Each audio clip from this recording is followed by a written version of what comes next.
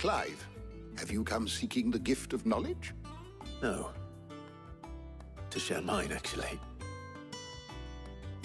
Hugo Kupka is dead. Oh my. Can it really be true? Look, he's crying. He is. The big baby. And with good reason, children. These are tears of joy. We must offer up a prayer to your parents that the heavens might weep with us. There shall be no lessons today, only thanksgiving and merrymaking. Go, put away your things. All right. Brilliant.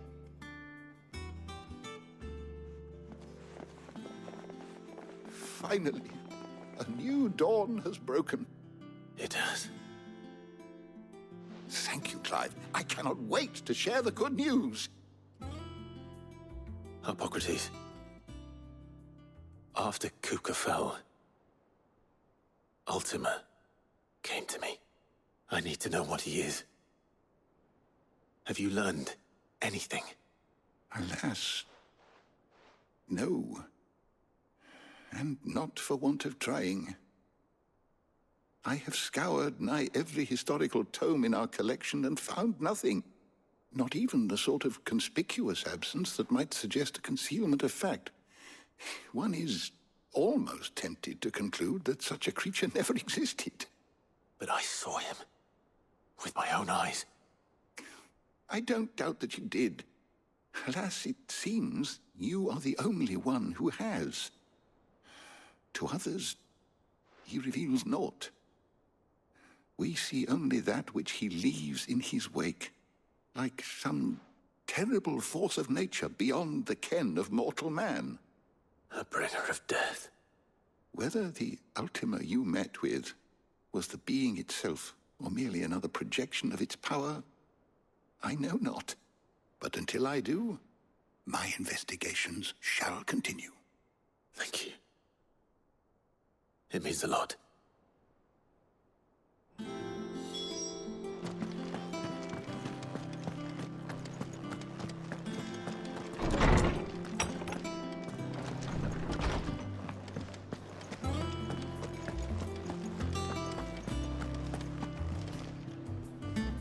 Well, someone looks pleased with himself. It's true what I'm hearing, then. Nothing escapes you, Lady Karen. It's true. Kupka is dead.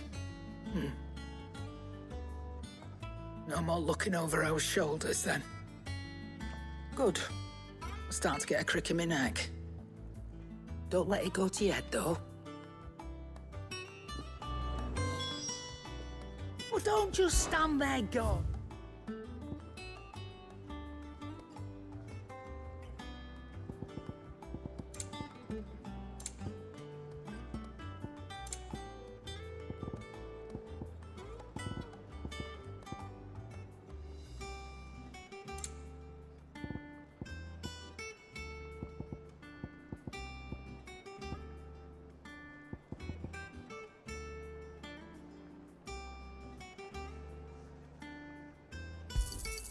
You'll not find a better price than that.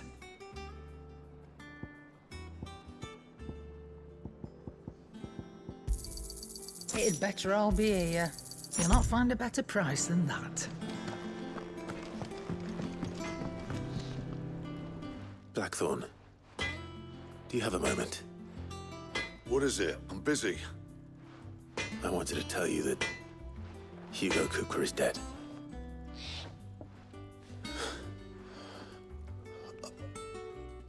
I can't tell you how long I've been waiting to hear those words.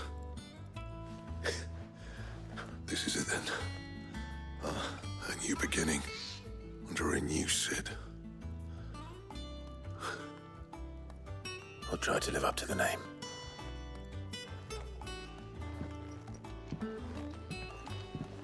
Right. Let's see if Otto has anything else for me. What do you need? So, will it be? Should last you a good while.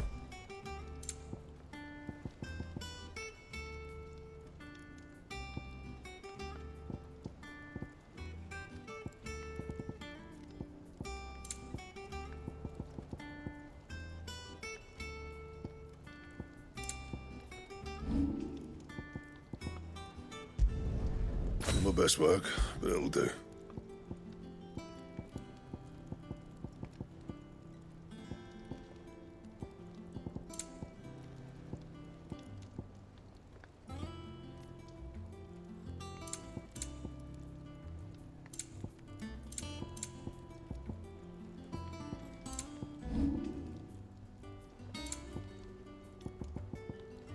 And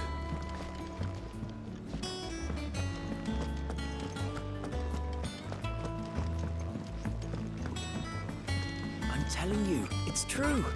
I heard it from Otto's own lips. Hugo Kupka is dead.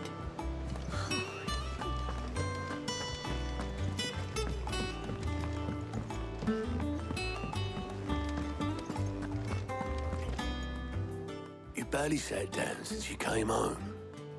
Vivian got you running errands or something? Just spreading the word.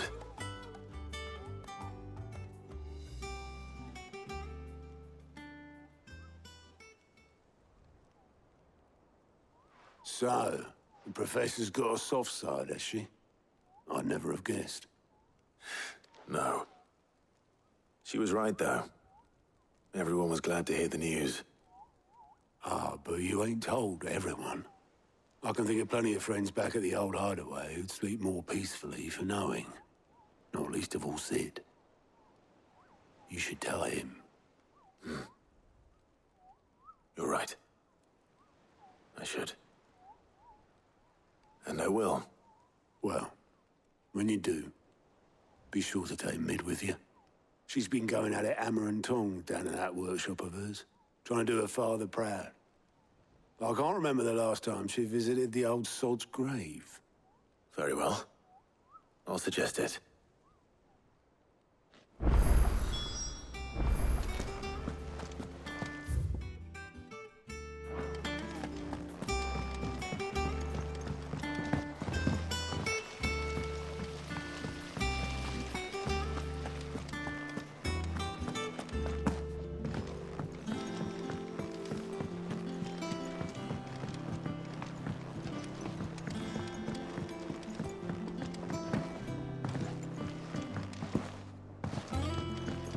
If I don't come up with something soon.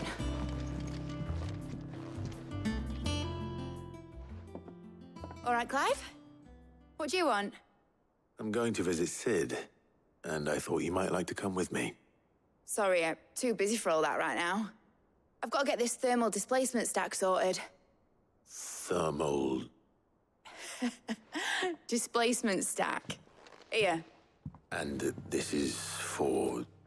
Only the fastest, finest ship the world has ever seen. The Enterprise. Me and my dad designed it together. Where other vessels rely on the fickle winds to drive them through the water, ours is fitted with mithril engines. And those things have got more push than a behemoth in a bad mood, and more heat than all the hells put together. Which is where the stack comes in. I may have already talked some tight-lipped shipwrights into putting the hull together for me in a little dockyard in Canva. But the stack's a bit more involved, so I'm building it here. Thing is, it's so involved that I'm running behind and it's starting to hold things up over at the shipyard. I'll come and see my dad, though, when I'm done. Whenever that is. Is there anything I can do to help? Good old Clive. I were hoping you'd say that. First things first, I need some parts meching. The stack will be made up of 3 major components. There's the plating, here, that channels hot vapors away from the engine. The helm over the top, that disperses all that heat into the air. And the shielding around the sides, that stops the rest of the ship from going up in flames. A full suit of armor, then. Probably best to take it one piece at a time. Then you'll need to start with the plating. Everything else fits onto it. I've got the designs and the list of materials here. Show these to Blackthorn. He'll know what to do. I can't make head nor tail of them. Luckily, you don't need to.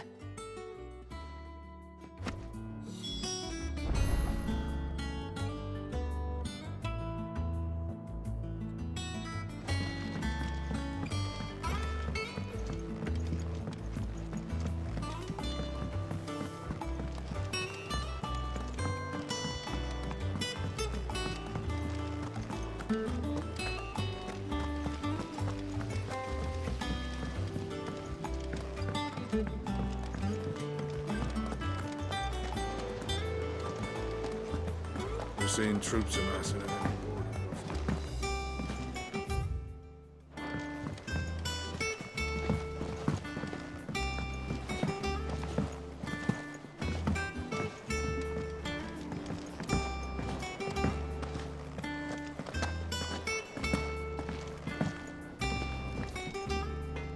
Blackthorn, can I ask a favor? Out with it. It's for Mid. This my last chance to say I'm otherwise engaged. I'd spare myself the arseache. Go on then. What is it this time? She said you would know. Here.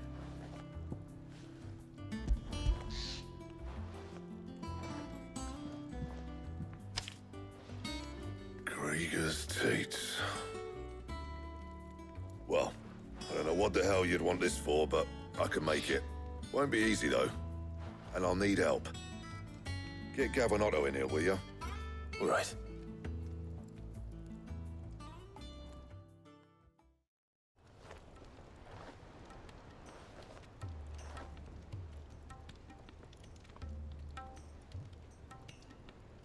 So Mid's roped us all in here again, has she?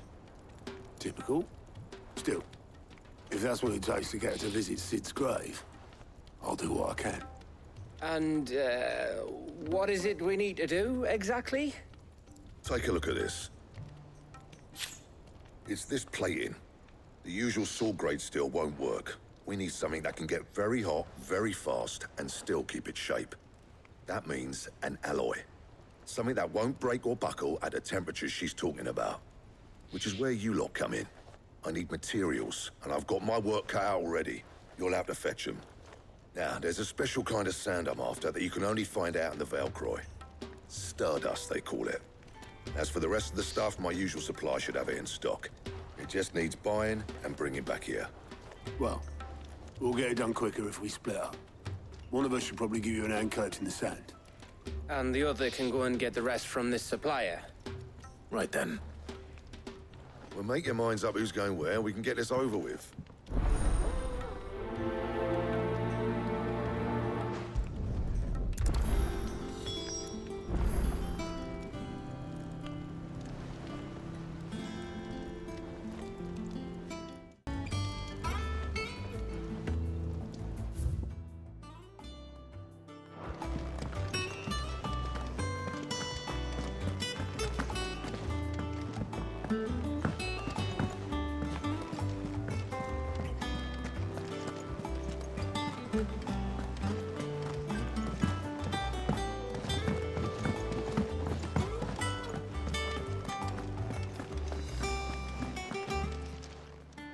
How are you doing? Here you go.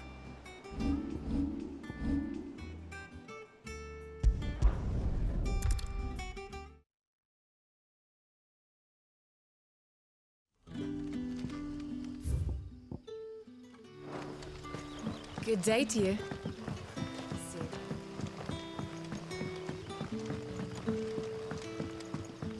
The crystals we get from this. We had to dig a new cellar to store.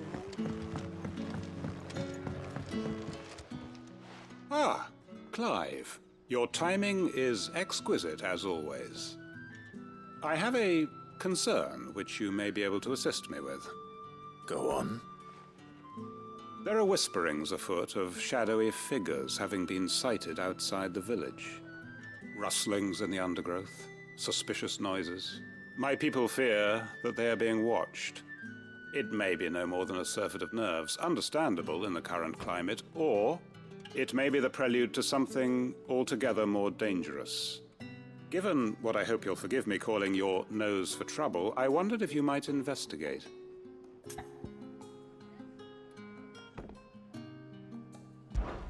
Of course. Excellent. You might begin by speaking with the good citizens of Lostwing. Listen to their tales, and make what you will of them. All right. I will.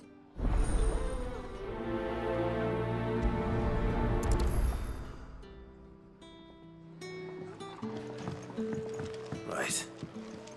Let's see what the people of the village have to say.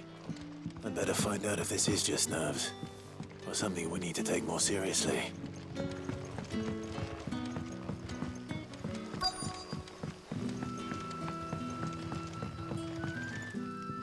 You all right, Sid? Something on your mind? There is actually. Can I ask you something? Quentin tells me people have mentioned shadowy figures out in the woods. Have you noticed anything unusual? Oh, that. No, sorry, can't help you.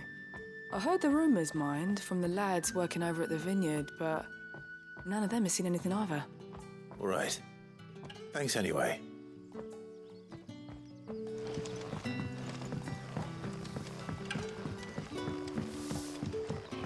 The crystals we get from the tailor all...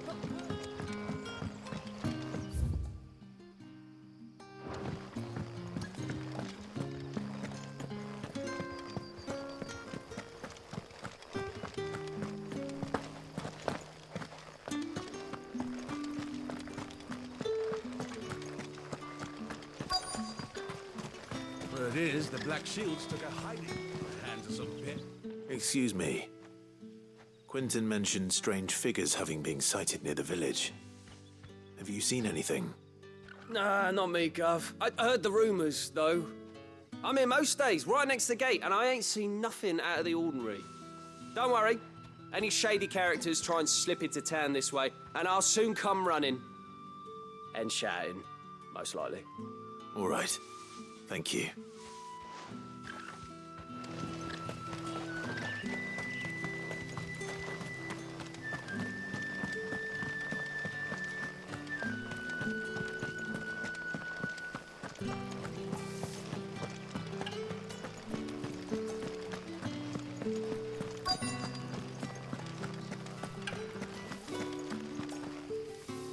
Do you have a moment?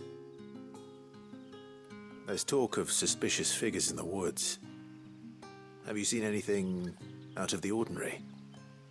No, but I've heard something. Sound of scraping metal, like someone sharpening a sword. Where was this? In Lorbert's Pass. Was out foraging for herbs when I heard it, screeching out from between the trees. Ran back here as quick as my legs would carry me, and I ain't been back since. I see. I'll look into it. Thank you.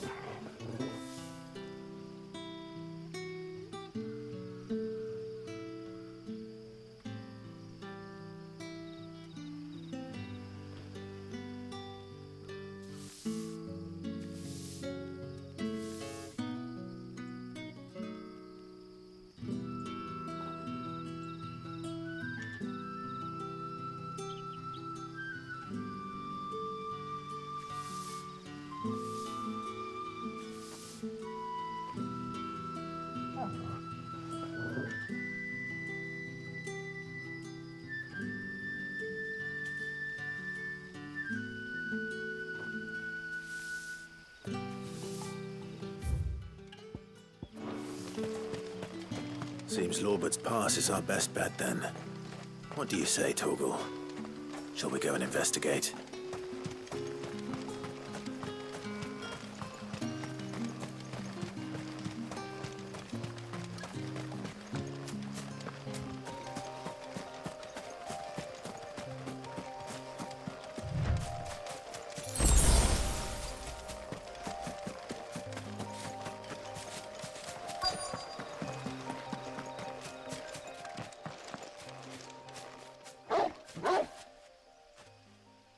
You there. Fuck! He's seen us. Get them before they escape! Black Shields. Here. What the hell are you doing here? What is it to you? Not that we give a damn. All that matters to us is that you don't leave here alive.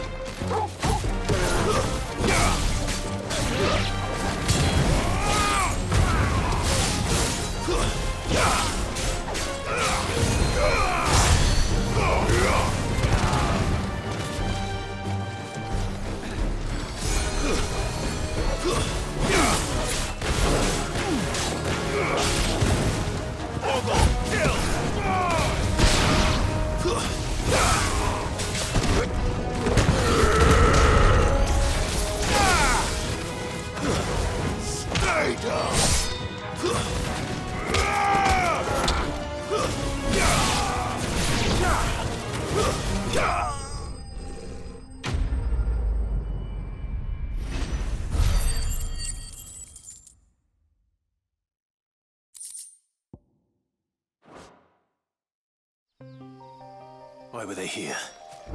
Were they planning an attack on Lostwing? I need to warn Quentin.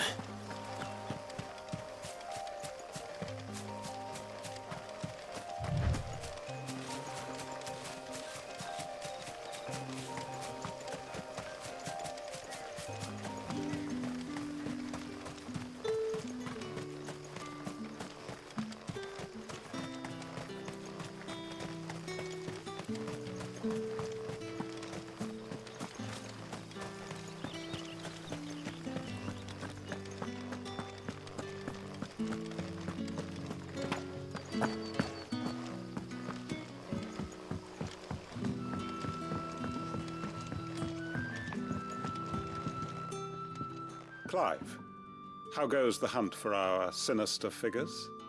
I found some Black Shields hiding near Lorbert's Pass. They're gone now. Black Shields. The Empress's former bloodhounds. Though they serve another master now. One who means to root out and destroy both me and those I care for. And it would appear the pack has finally caught the scent of its prey. Damn it all. I had hoped I would have more time than this. More time to prepare. But if we are cornered, we have no choice but to bite back.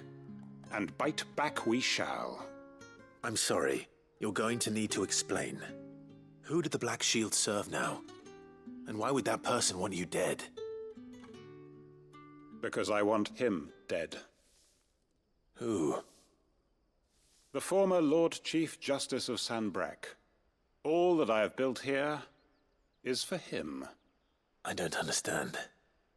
Why him? Why Lostwing? I suppose it is better that you know the truth. I was a member of the judiciary once. So sickened was I by the injustice of this world, I swore to fight it. And fight it I did in my own small way. I saw more than a few corrupt officials condemned to the very cells into which they had thrown blameless innocents.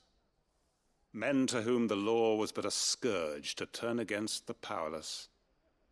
And throughout, It was the Lord Chief Justice who backed me, who was my one true ally in the quest to see justice done. So what changed? I discovered that he hunted bearers for sport. I was a fool to think he shared my hatred of venality and vice. His support for me was no more than a facade, a means of ridding himself of his rivals, a mask to hide the rot beneath. I filed suit against him immediately. His response, however, was rather more visceral. He had my entire family slaughtered, and he faced no punishment whatsoever. I lost everything. My loved ones, my livelihood, my position, the faith I had once held that any modicum of justice might be achieved through the courts. So I set about enacting my own. I tracked down every soul who served him, and slit their throats myself. But the man himself proved an altogether more difficult target. With money and power come protection, and so I saw that I would need an army of my own. I came here to Lostwing and began recruiting like-minded individuals. And everyone here knows this is why you do what you do. Of course. They too have lost loved ones to the bearer hunts. Seen faultless friends sent to the gallows to spare the guilty. All under the watchful eye of the Lord Chief Justice. Our wounds are the same. And our cause is the same. We are comrades. And our revenge is already in motion. We know where he hides, how numerous and well-trained his guard. What we did not know until now, however, was that his plans may already be in motion too. Quentin. Our time is short. He may move against us at any moment, unless we move against him first. My friends and comrades, it begins. Make ready for war.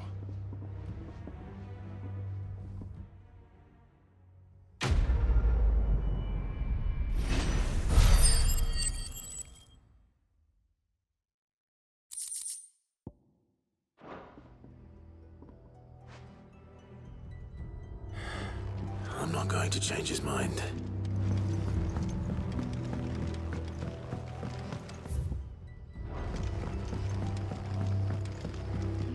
That his lordship's vultures should be found circling the village can mean only one thing. That he means to strike at us before we can strike at him. There is no time to lose. The final stage of our plan must be put into motion.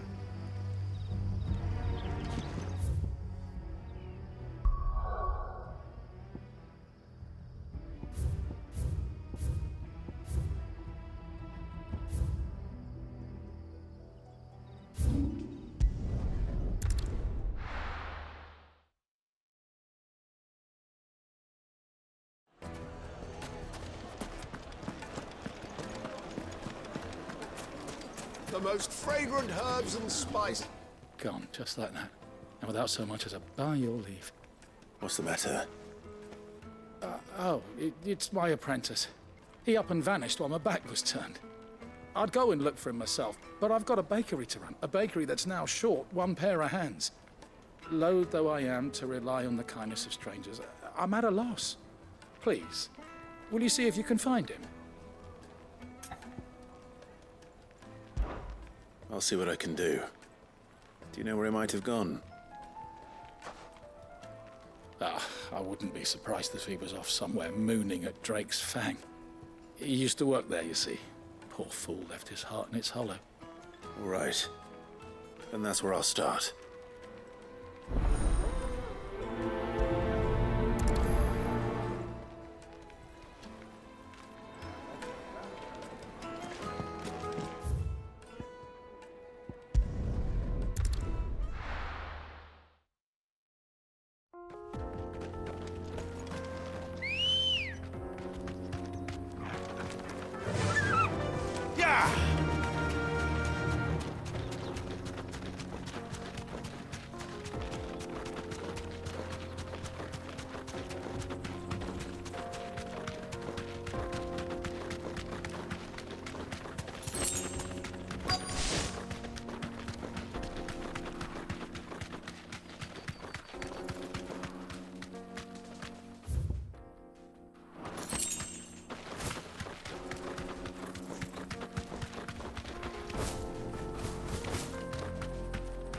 straight home now.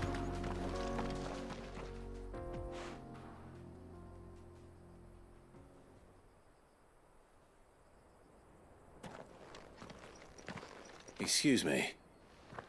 What do you want? The baker sent me to find you. I am a sorry, selfish sod, aren't I? Certainly not a baker. Master must have ruled the day he took me in. Time was the sight of the fang used to calm my nerves. But now look at her. I take it you missed the Mother Crystal. I hated her, but she was all I knew. Worked her mines for years. And when she shattered, part of me shattered with her. I had to trade my pickaxe for a rolling pin, but I'm no good at baking. Every loaf I touch collapses. My bread's as hollow as I am. She was the only thing that could fill the hole inside me. Oh, I loved her, damn it.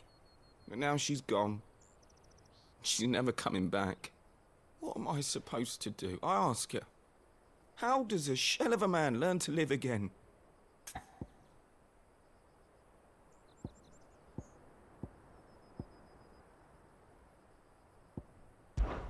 Try to remember the good times. Do that, and the Mother Crystal will be with you no matter where you are. Even in the bakery. What a fool I've been. Thank you, my friend, thank you. You've opened my eyes. I have to get back there right away. Farewell! Wait.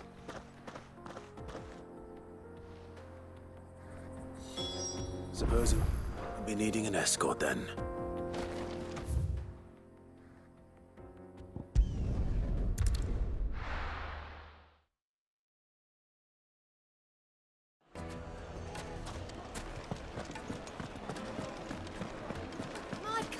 Take a sniff, good sir. You'll be Ah, there you are. The man who lit a fire under my wayward apprentice. Though I worry you might have stoked the flames a little too high. He damn near ran me down trying to get to my oven. Master, it's ready. Behold the Drake's Balm. A truly unique creation. I dare say it is. Just look at it. A perfect likeness of the Fang herself. Her steepled peaks, her fulsome spurs, her inviting hollow. True, my loaves collapse more often than not, but what's the Fang without her crater? Why, no Fang at all. And look, inside. She's filled to bursting with a bounty of beautiful crystals. Salt crystals! Master, I have found my purpose. I must use my work here to preserve the memory of the Fang. Well, if it tastes half as unique as it looks, I'd certainly say you're onto something. Not only is my apprentice back, but he's finally pulling his weight.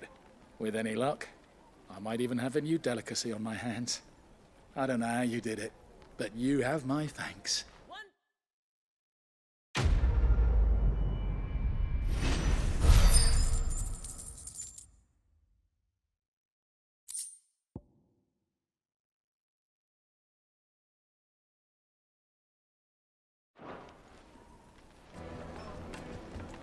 Now, Dusan, I know you're king, but do you have to use the good salt? Leave some for the rest of us. Sorry, Master. I'll go and get some more later.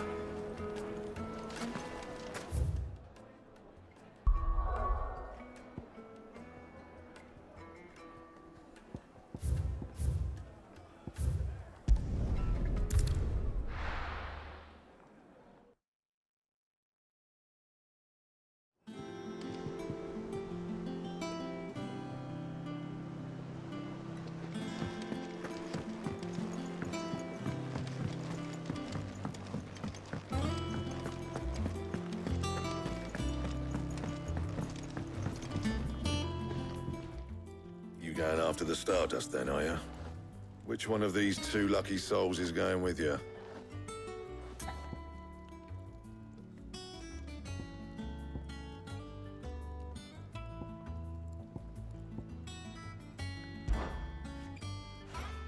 Gav, you're with me.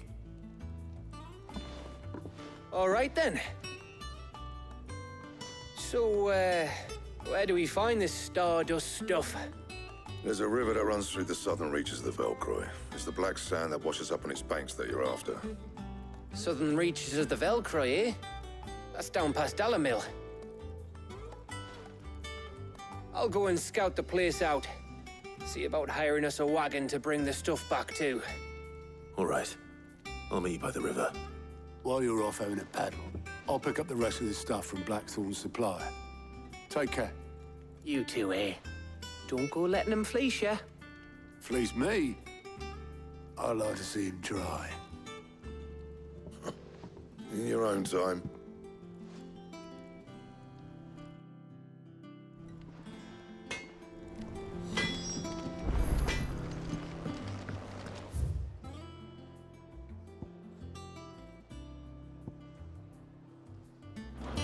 He cracked the crystal too. Joking.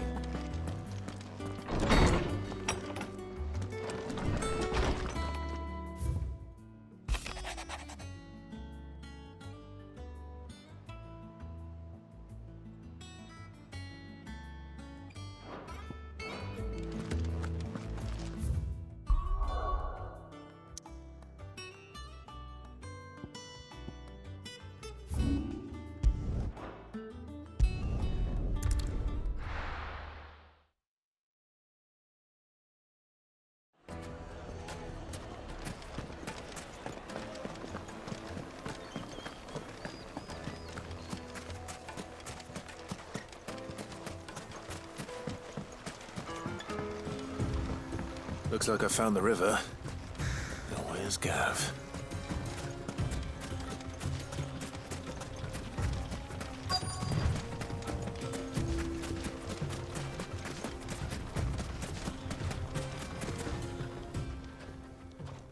Sorry to keep you, Gav.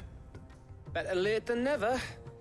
I've had a quick scout about, and I reckon round here's our best bet if we want to grab as much of this Stardust stuff as we can. Don't know what Blackthorn's planning to do with it, though. I asked over in Dalamil, and they seem to think it was worthless. But if Stardust is what Blackthorn wants, Stardust is what he'll get.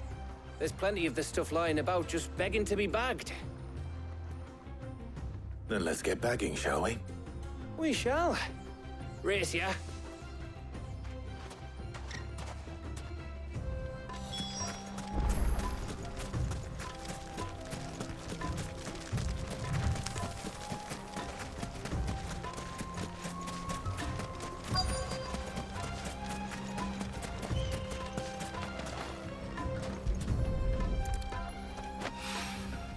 So this is Stardust.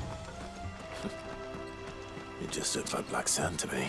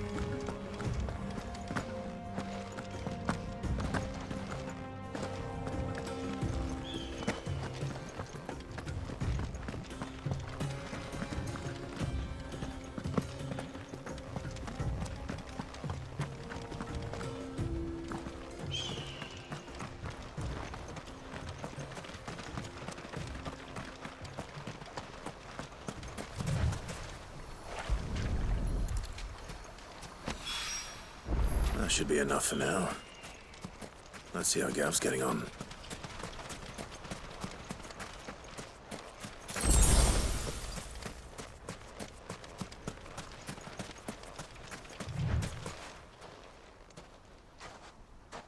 You finished?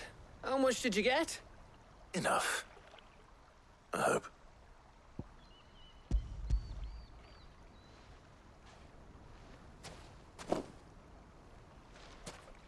Oh, you win. That might even be enough for old Blackthorn. Hey, before we go, do you mind if we have a chat?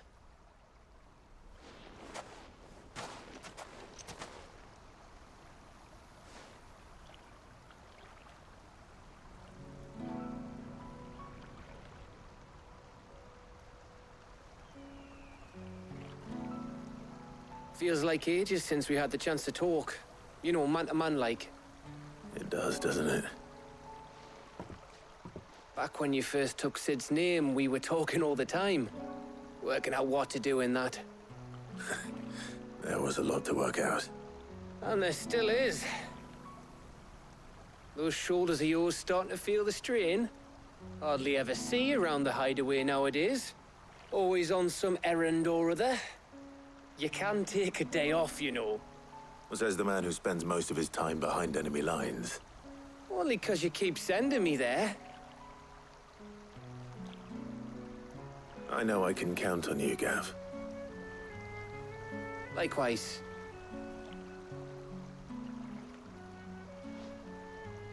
So you keep sending me wherever you need to, and I'll keep going. Safe in the knowledge that I have a home to come back to. Thanks to you.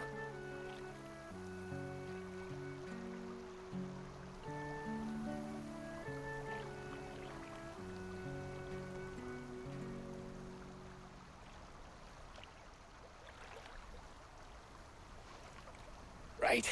That's enough soppy shite for one day. We'd better get this lot back to Blackthorn before he slings his hammer at someone. You go on ahead. And try to get some rest once you're there. Oh, I plan to. Believe you me. After Blackthorn gets what he needs, of course.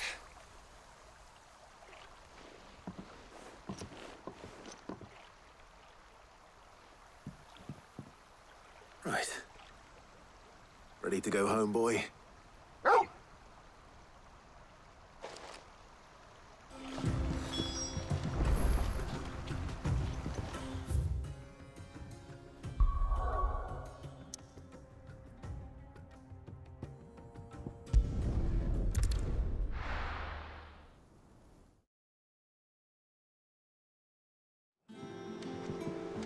Let's hope this is all Blackthorn needs.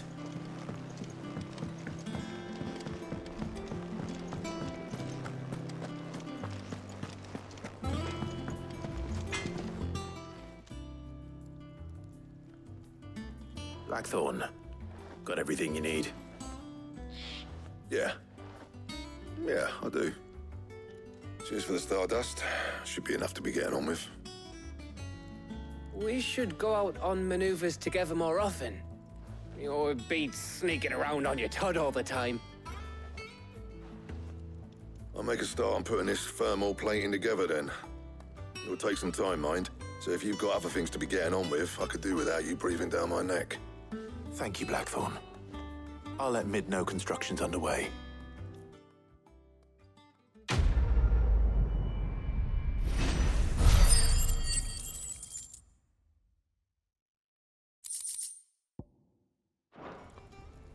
Suppose we'd better be getting back to work too. Give us a shout if you need anything.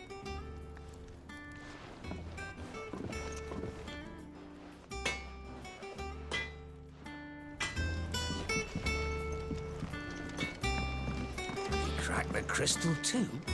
You're joking.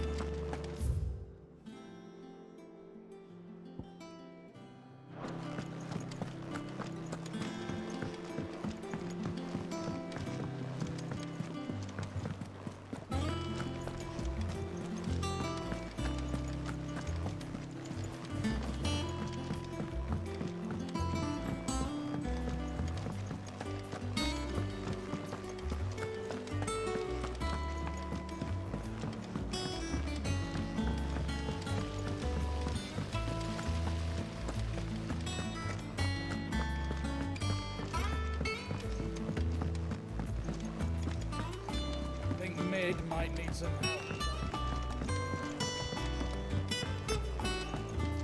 If I don't come up with something soon. You'll be pleased to hear that Blackthorn's started work on the plating. Excellent. 1 down, 2 to go. So, what's next? The helm, of course. For this, we'll be repurposing fallen scrap. Salvage from the ruins? I thought that material was all but impossible to work. Ah, but we don't have to. I'm sorry. Just so happens there's one particular ruin that's broken into exactly the right shape and size pieces for what we need. What's the name back there? I'll give you all the details. What's her name? Right.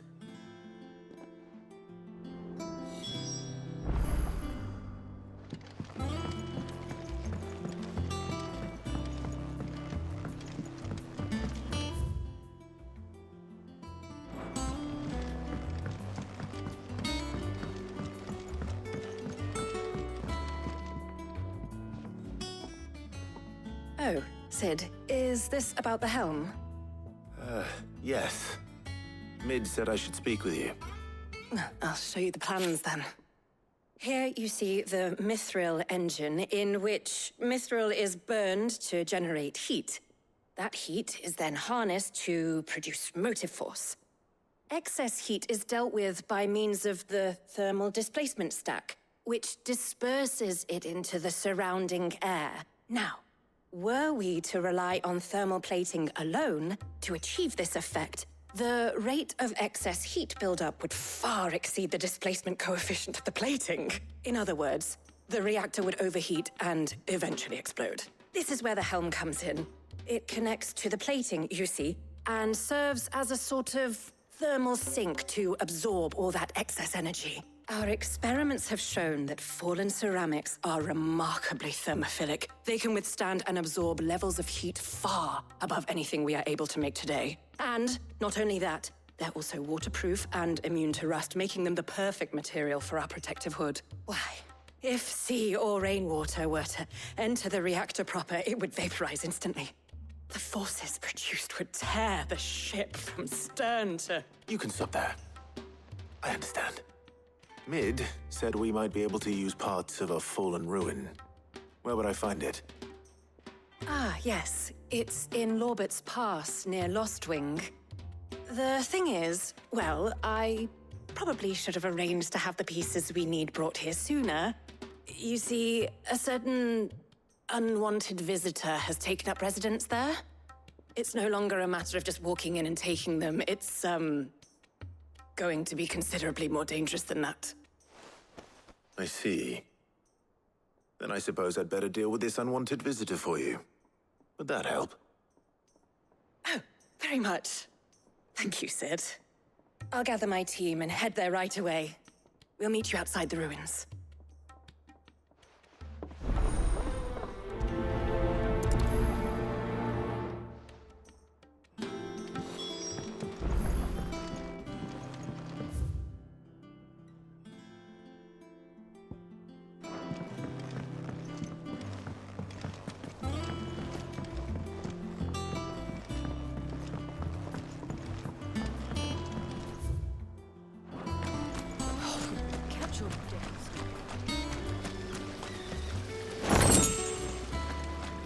Lovely breeze, isn't it?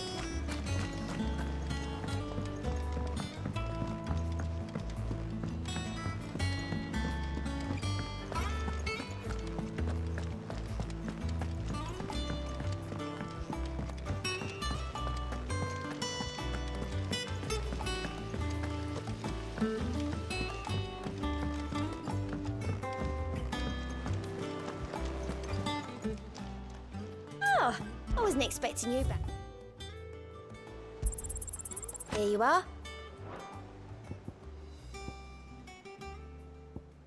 Come again. I may have more for you.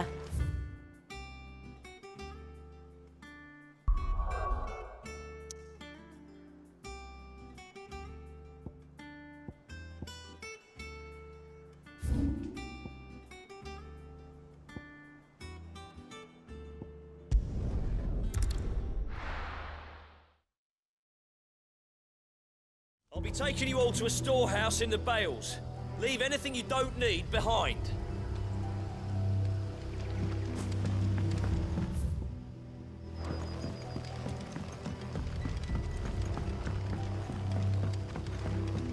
You know what you have to do.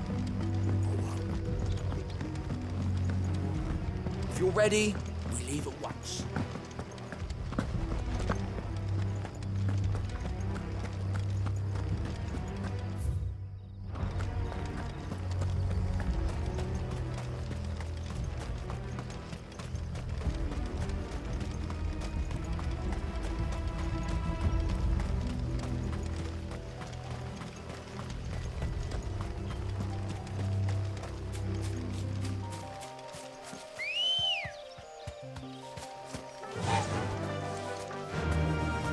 Fly, Ambrosia.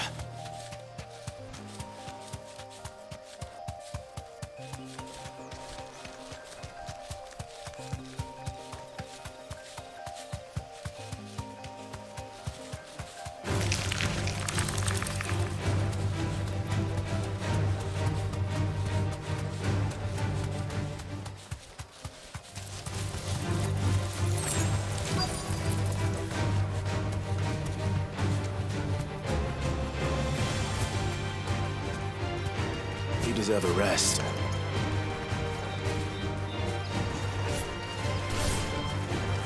Bogle, kill!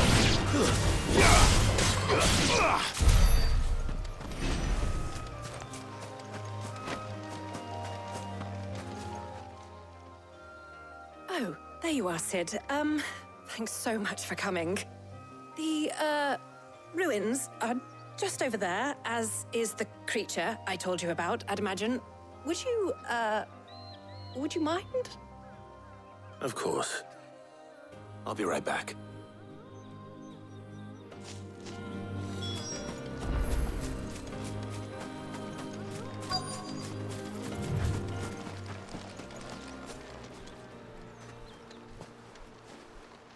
Anybody home?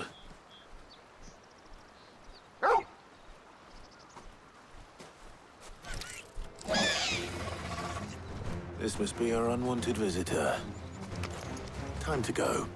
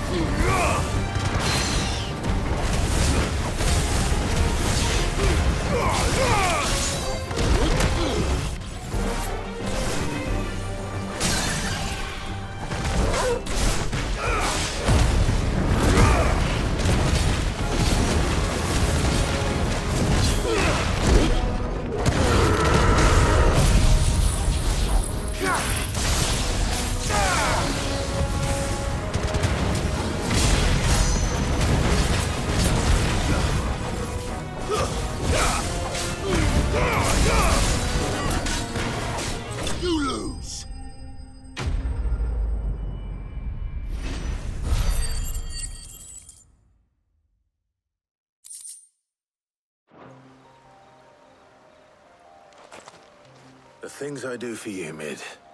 Sid! Oh, thank goodness you're safe. You shouldn't have any trouble now. Indeed. Well, don't let us keep you. We'll, see that everything is transported safely back to the hideaway. All right. I'll let Mid know you're on your way.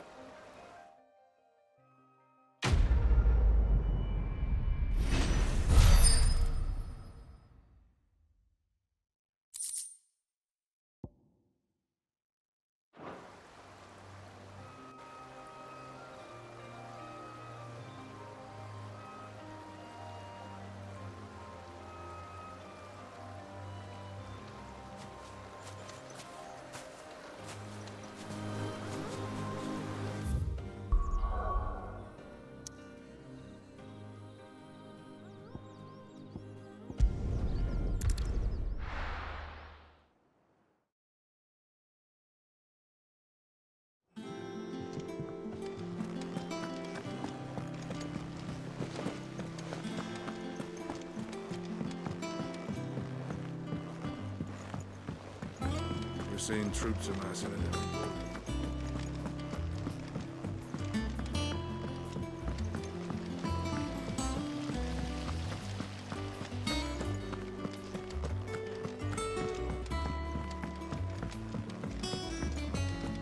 Think Mid might need some help.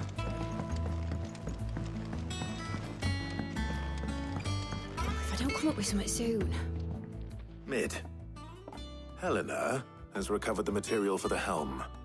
She'll be along shortly. Excellent. Another job well done. And just one remaining. Right. Right, the shielding. This one's a bit of a bugger. How so? The plating's enough to stop the engines going pop, but those things will still be spitting out enough fire to set the rest of the ship ablaze. Which is why you need proper shielding. A prison for the dragon's breath that's blazing away inside. I thought a triple thick layer of tempered steel might do it. Or more of the stuff that the Fallen use, but they'd both be too heavy. The helm and the plating are bulky enough as it is. Add any more weight and the whole ship would be at the bottom of the briny before we'd even started. I need something light. But I've racked my brains and I just can't think what would do it. Well, if I were in need of obscure knowledge, I know whose counsel I would seek. Harpocrates. Tomes? Yeah, well, I'd thought of that, obviously. I've got all the details written down here. Can you take this to him, see what he makes of it? Right away.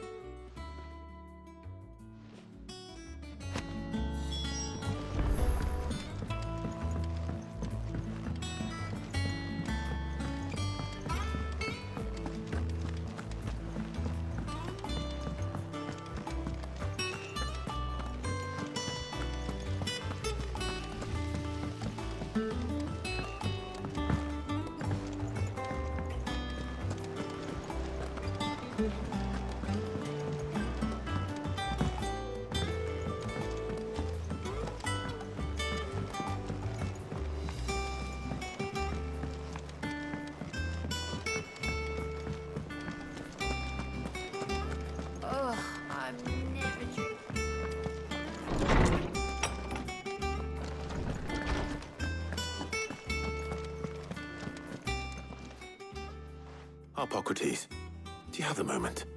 For you, Clive, always. Well, actually, it's for Mid this time. Could you take a look at this?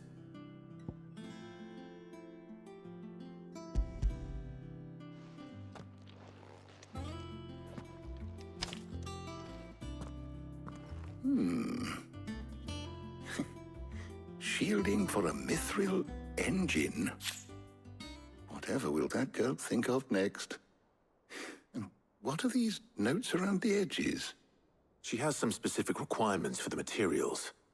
The shielding needs to be able to resist extreme heat on the inside, and yet remain cool enough on the outside not to set the ship alight, while also being light enough not to sink it. As you can imagine, she's struggling to find anything that meets her needs. I see. I wondered if you might know of a solution, or if you might be able to search the records for one. Perhaps it is not a different material she requires, but a different approach. What do you mean? Consider the lake we have made our home. Its blighted waters eat away far more quickly than fresh water or even brine, at timber and steel alike. And yet, we have made a home here from those very materials nonetheless. We have. But Bardolph must varnish every board twice over to keep it from rotting. And Obelus complains that without a constant supply of pitch. I see. Early Gregorian histories speak of a preparation known as moondew. It is said to be able to resist even the most ferocious flames. Before the dragoons tamed the worms and wyverns of the realm, nobles would daub their castle walls with it in order to guard against dragonfire. So if we could recreate it... It might be applied to some material or other in order to provide the protection Mid requires. As to how best to apply it and to what material, perhaps Bardolph and Obelus might be of assistance. I shall speak to them and see what wisdom they might have to offer. If you would be so kind as to procure the necessary ingredients, I shall discuss the specifics of how it might be most effectively put to use with our two friends. The knowledge of the past may yet prove useful to we of the modern era. Thank you, Hippocrates. And since you're asking others to help you, perhaps I should too.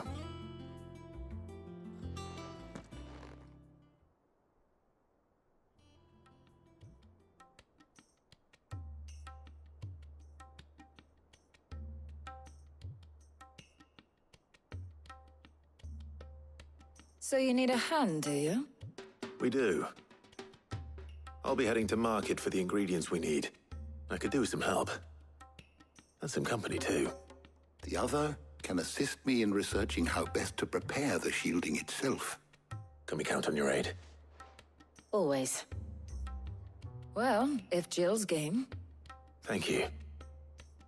I am sure either of these fine young minds would prove indispensable in my research. I leave the decision as to who will go with whom in your capable hands, Clive.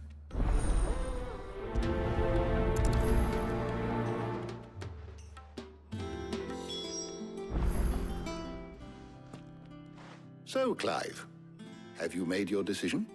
Who will accompany you on your little excursion? Very well. So then, what do we need to find? I have taken the liberty of preparing a list. Here. White chocobo eggs. Pepio nuts. Are you sure this list is right? Everything on here seems very edible. I would have thought the ingredients would be a little more exotic. Though these items may seem mundane, they have potent effects that are rarely exploited, effects for which they were once highly prized. So much so, in fact, that they were harvested almost to extinction, hence moon dews having fallen from favor. Now, of course, they can be obtained with ease. You should be able to find everything you need at the market in Northreach. Is that so? I've been meaning to visit Northreach anyway. I'll set out now. Join me there when you're ready. I will. Until then. You two enjoy yourselves. You too, Talia.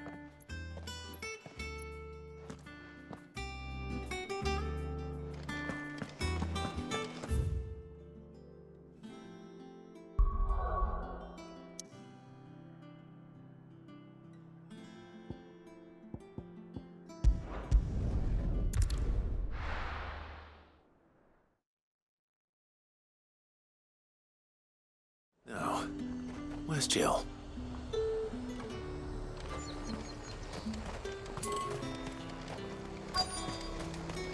Keep them pilchards nice and chilled. Are those Pepio nuts? I can never tell. How goes the hunt for ingredients? I've only just started. I'm sure everything we need is somewhere amongst all these stalls, though. Why don't we split up and see? We'll take a couple of ingredients each. All right. What am I looking for? How about you look for the Pepio nuts and some garlic? I'll find the other things we need. We can meet by the gate when we're finished.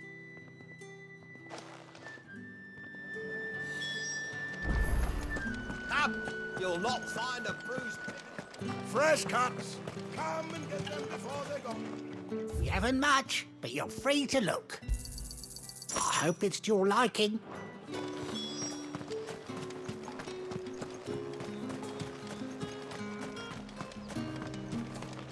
Oi, don't touch anything.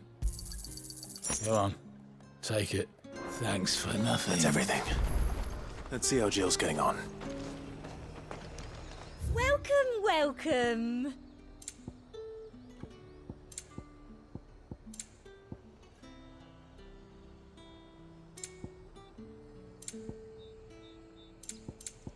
I'll be here if you need me.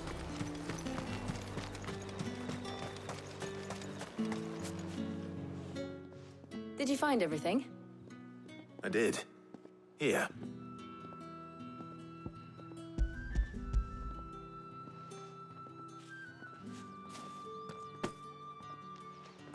Garlic and Pepio nuts. Perfect. Now all that remains is for Hippocrates to somehow turn all this into what Mid needs to keep her engine cool.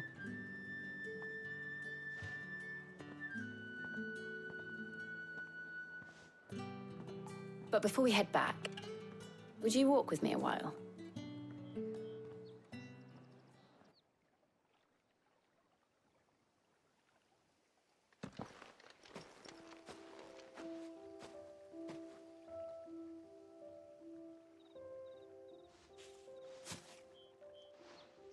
Thank you for asking me to help you today.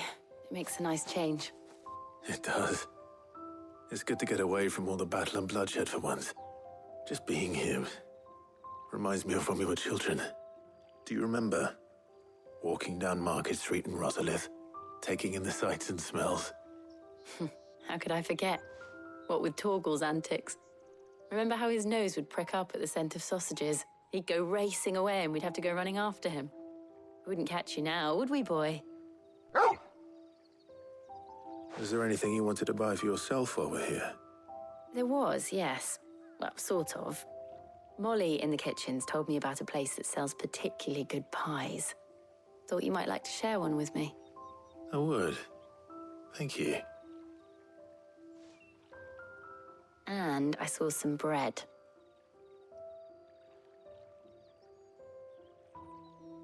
Big white cobs like the baker back in Rosalith used to make.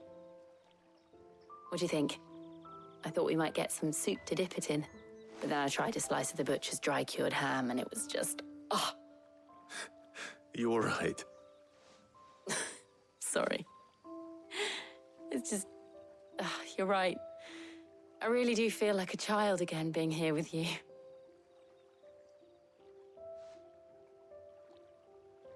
Clive. Is it wrong of me to enjoy this? No, Jill. This is how life should be. And it's how our lives will be when our work is finally done. When we can live on our own terms. I hope so. Thank you, Clive.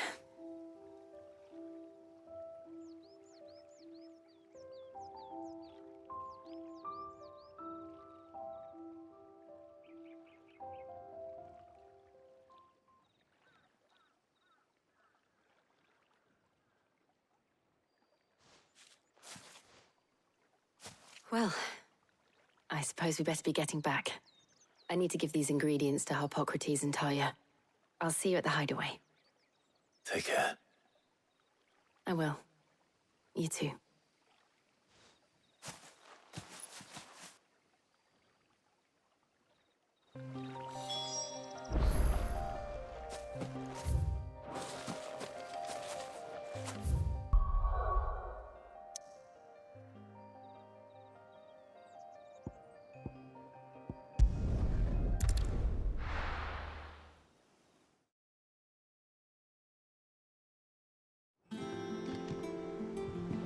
I wonder how Harpocrates is getting on with the moon dew.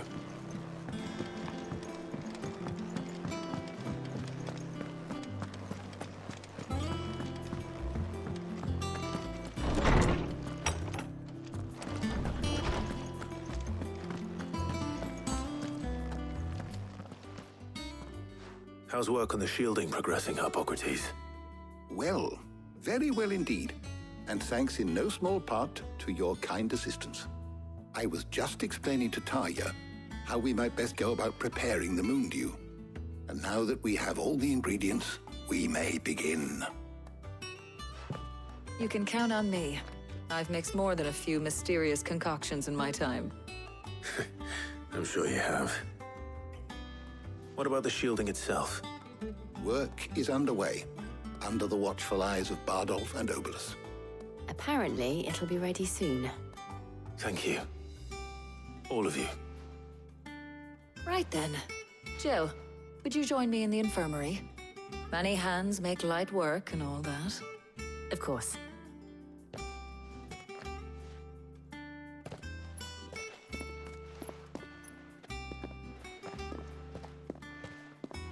Oh, and Clive, thank you. It was nice just being with you.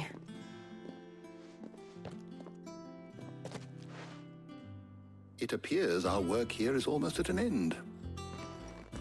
A shame. I was enjoying playing the man of action for once.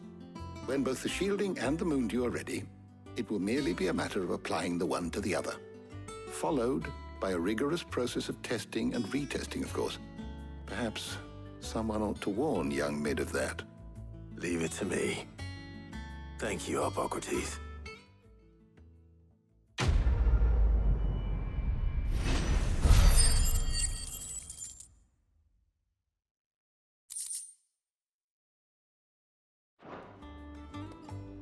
Well, I better go and give Mid the good news then.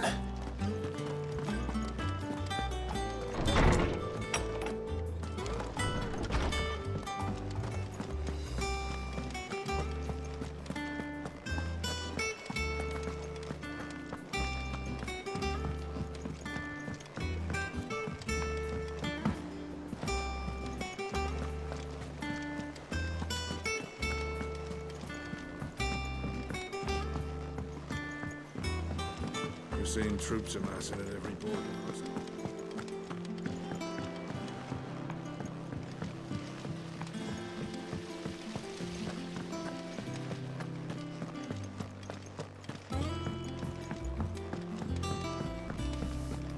I think Mid might need some help.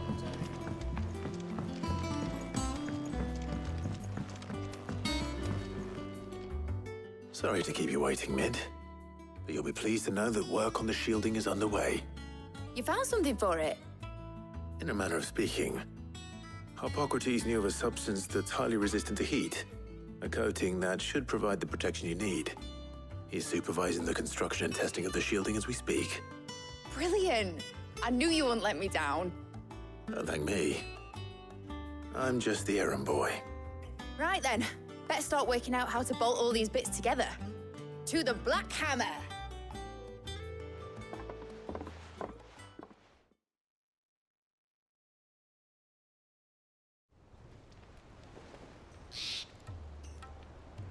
You know, when I got into the smithing game, I thought I'd be making swords and shields, not thermal bleeding didgeridoo-dahs. Displacement stacks. Same difference.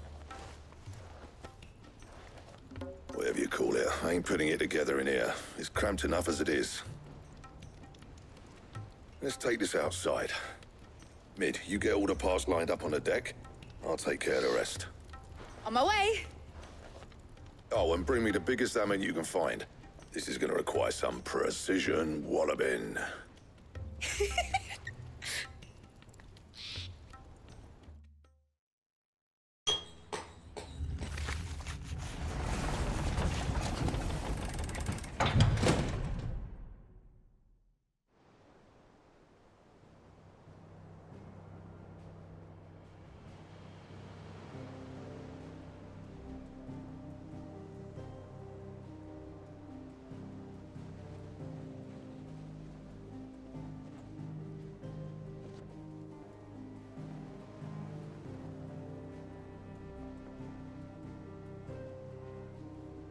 It's finished! It's finally finished! Thank fuck for that. I'll be feeling my hammer arm for weeks. Thank you, Clive, Blackthorn, everyone. That's one down and just 3 more to go. I'm sorry. Oh, didn't I tell you?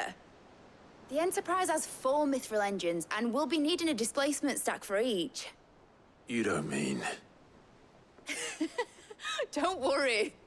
Now they've got a finished one to work off, my gang in Canva can build the rest. Good luck to them, I say. Right, I'm off to get a sling for this elbow. Any other work comes in, keep it to yourselves, eh?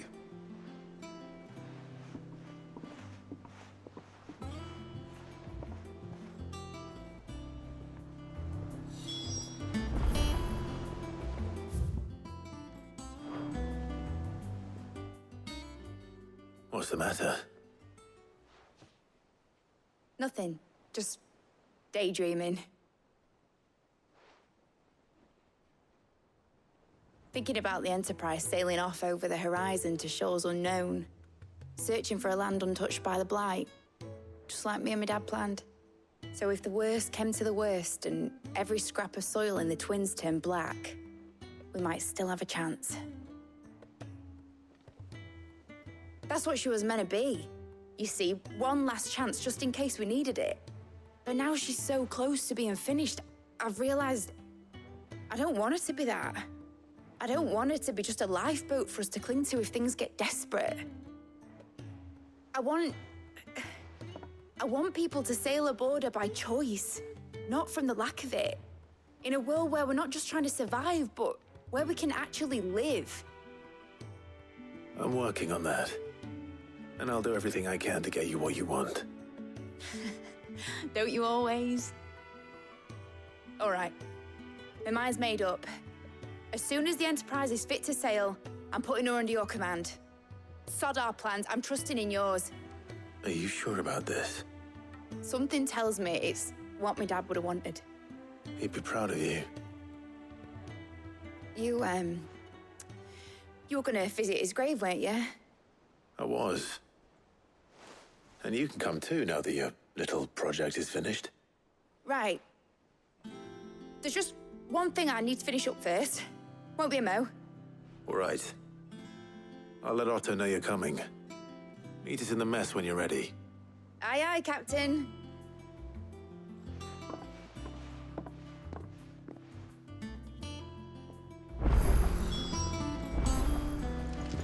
Mid told me she was building a ship. Really? That's a ship? Let's sail it round the lake.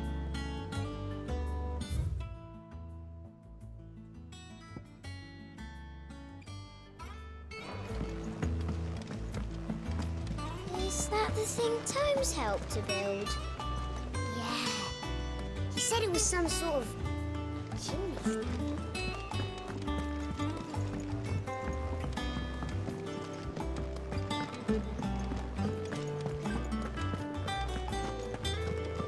He cracked the crystal too.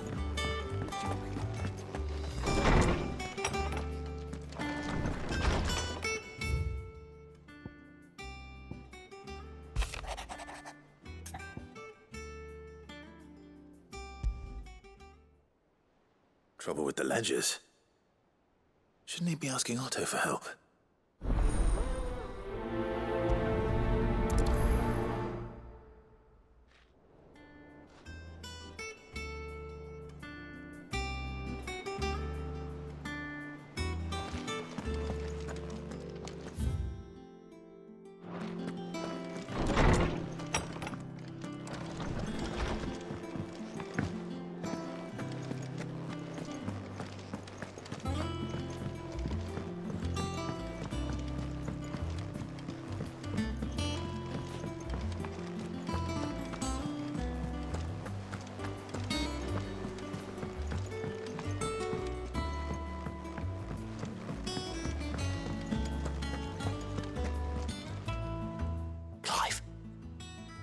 Did you get my letter?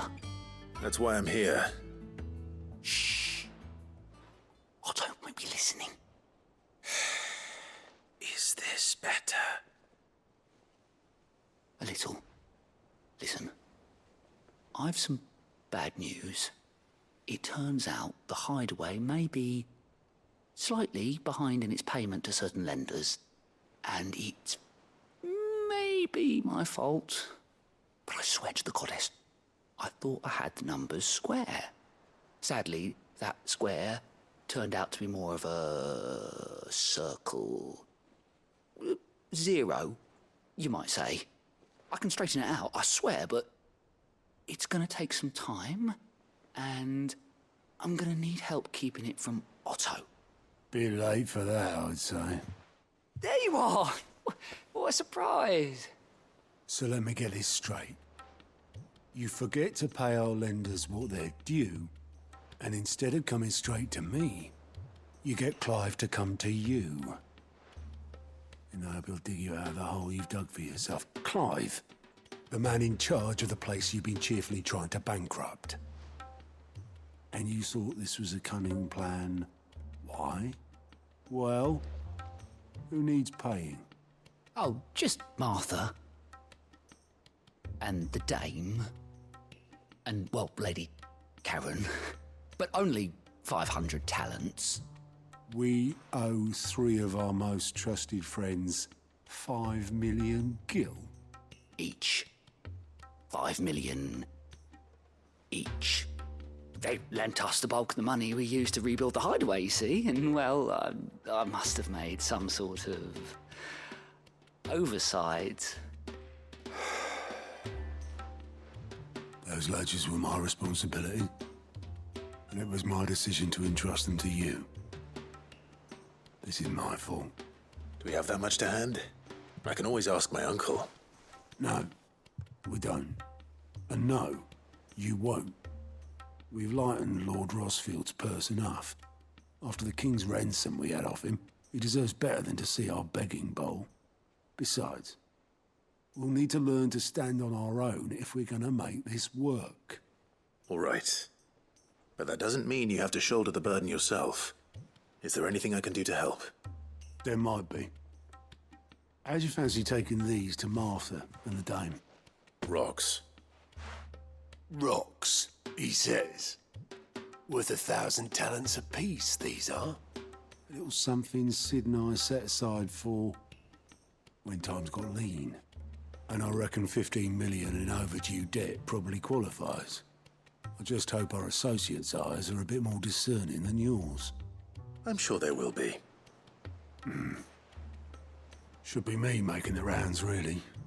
But you know how it is with this place. Orders to bark, arses to wipe, and all that. I know. Which is why I don't mind going in your place. Go. Do you know why I only gave Master Clive here 2 star rubies? Because you'd rather Lady Karen killed me. Because I'd rather Lady Karen killed you. Yes. Well, I suppose this is goodbye then. Don't worry.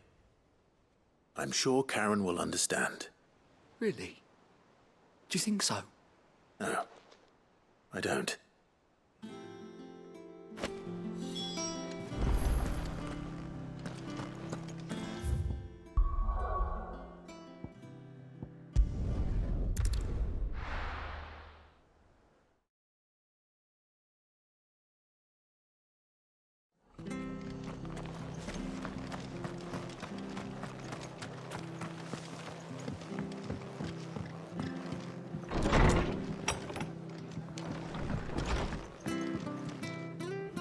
Clive, we weren't expecting you. I wasn't expecting to be here, but it seems we still owe you a considerable amount of coin for your help with our rebuilding efforts. And though I doubt it's what you were expecting, we were hoping you'd take this as payment.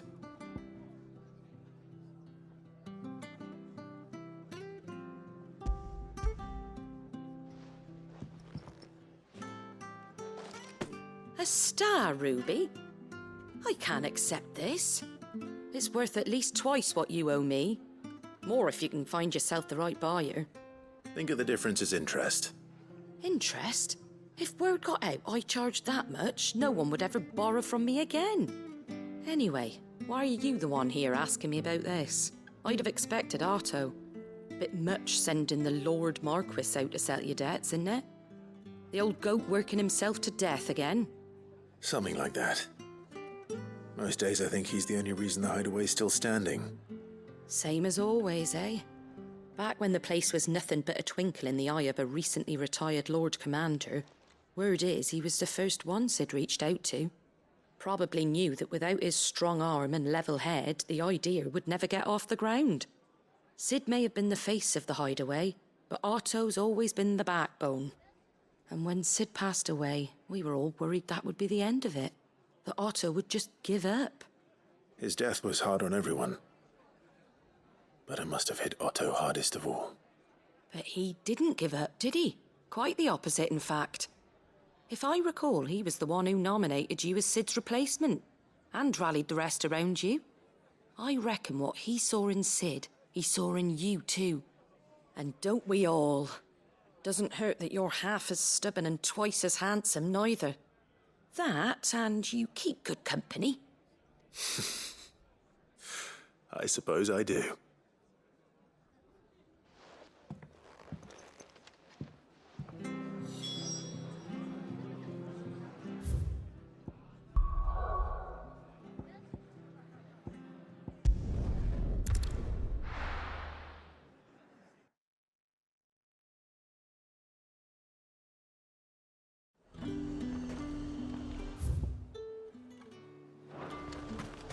There's talk at the glass gate.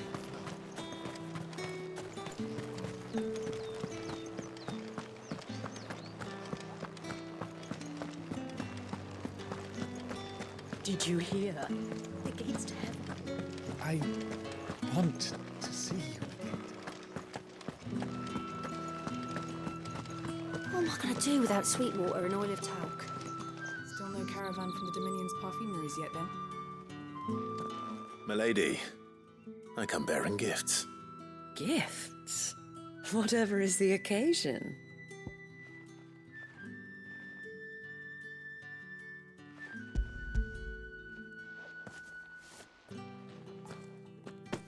Oh my. Clive, you really have outdone yourself. Otto asked me to give it to you. To settle the Hideaway's debt with the Veil. And to compensate you for the time it took us to do so. You disappoint me, Clive. I thought you might finally be warming to me. Tell Otto he can keep his baubles. I tried to tell him as much the first time around. The man owes me nothing, nor does the Hideaway. My contribution to the restoration effort was made freely and willingly. It was the least I could do. You once told me Sid did you a kindness. I'd like to do the same. Please, accept it. For my sake. And for Otto's. For all of us. For all you've done. It is rather fetching, isn't it? Very well. Otto is lucky to have you, Clive. I doubt anything could ever replace his son. But you and the others at the Hideaway are the closest thing he has to family. Otto had a son. Long ago, yes. Sid told me Otto lost him when he was just a boy, and blamed himself for not being able to stop it. I don't know how it happened, whether there was anything he could have done, but it was clear that it weighed heavily on him. I didn't know. How could you have? I doubt anyone did. Besides Sid, I've never met a man more keen to bear his sorrows in stoic silence. An ill habit, given that both have always been surrounded by friends desperate to help them. I'm beginning to see that.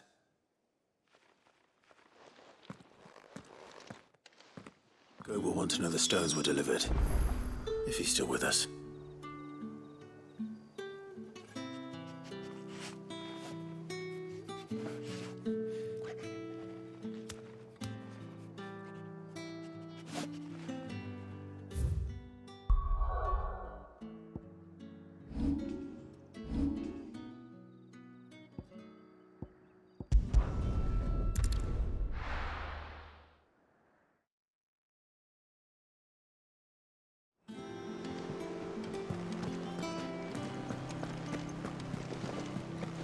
Is that the thing Tomes helped do? Mid told me she was building a ship.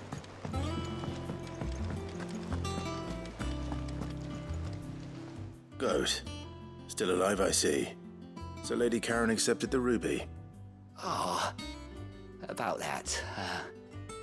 I tried my best, but she was just too stubborn to take it. She threw it right back in my face, in fact, and told me I could stick my stupid stone where the sun don't shine. Karen refused payment. I hope it wasn't something I said. I'm sure you were as tactful as ever. Let me see what I can do. Oh, wonderful. I hope you have better luck than I did.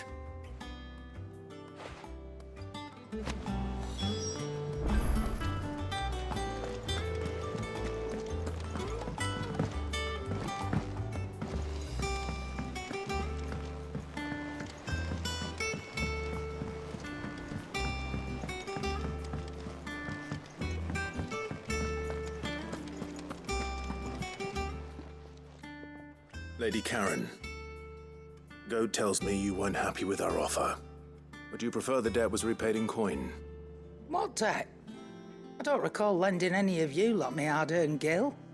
I may have tossed a talent or two in the Hideaway's coffers, but those were donations, and you can hardly call it charity if you go asking for it back. Of course not. But one good turn deserves another. And our circumstances have changed. Surely you wouldn't shun the gratitude of a pauper who happened to have become a prince. Oh, so you're a prince now, are you? Fine. But I'm selling it and taking what I'm owed, then you're getting the rest whether you like it or not.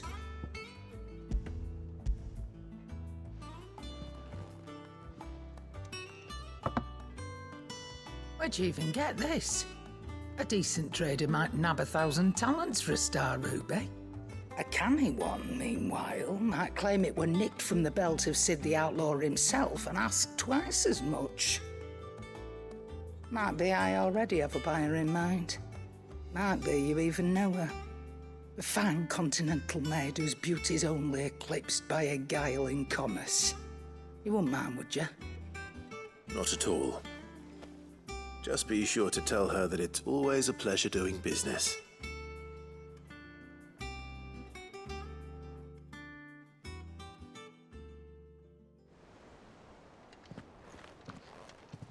I hear you ended up delivering all 3 stones.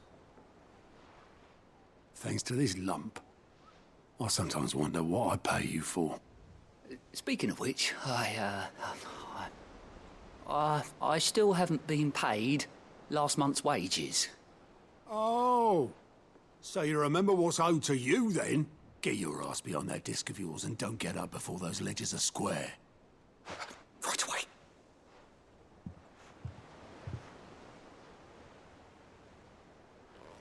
I've seen that before. You have, yeah. Plenty of times. It was the only goblet Sid ever used. Either out of habit, or because the filthy sod couldn't be bothered to find a clean one. I knew so little about him. Like most people. Martha and the Dame both seem to have fond memories of him. I bet they do. How long did you know Sid before he... Before he died. 20 summers, give or take. Back in the day, I was a purser on a trade ship, which is where I met him. He bought passage to... I forget where. But having nothing better to do on the long nights, we sat up drinking Island rum till the morning bell dragged me back to my duties. Quit my post not long after that. On account of making a fine maiden's belly fat. But me and Sid stayed close, promising we'd one day sail the seas again. That was before fate stepped in and said she was having none of it. The magic woke inside my son soon after his first name day, and there was no hiding his knack. Couldn't you and your family have... My family were the ones who summoned the constable, wanted the monster taken away. I couldn't turn my back on him, forget what I felt, and I couldn't for the life of me understand how they could. Luckily, Sid was of the same mind as me. It was him who stood beside me when all I wanted was to tear the whole world down. Him who cried for me when I had no tears left of my own. Him who swore he'd do everything he could to stop it from happening again. And he was true to his word, too. Left the Royal Army once and for all. His ranks, his ribbons, gone. Just like that. Threw away everything he had All to right a wrong that no one else had the courage to face. I knew then I'd follow that man to the ends of the earth.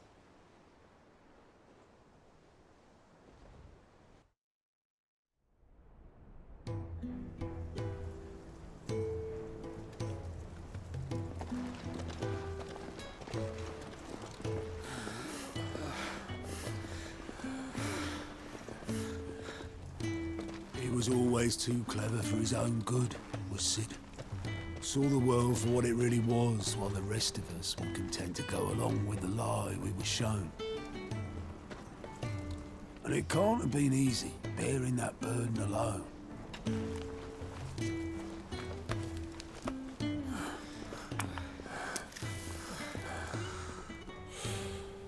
But he didn't let it stop him. He never lost faith in what he believed was right. And that gave us faith in him. Faith he'd steer us true. So I swore to myself that I'd always be right behind him, ready to catch the stubborn sod, if ever he should fall.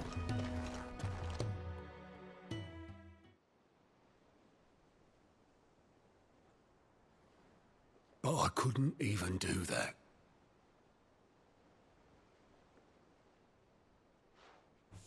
Ignore me. Just the ramblings of a tired old man. Leave that lot. I'll tidy it up in a bit.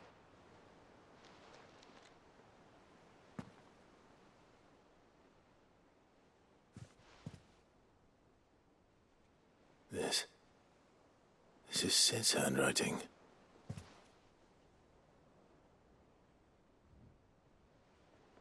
Dear Otto. I may be drunk, but I wanted you to know this place would be fucked without you. Love you, you grumpy old sod.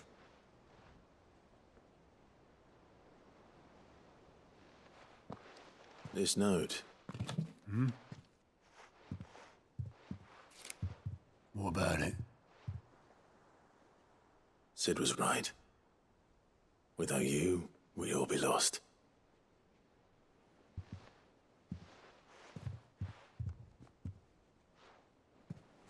He should have bloody well said so then. Just once. Before he went. But then, why would he? Him, or anyone? I'd only have told him to piss off.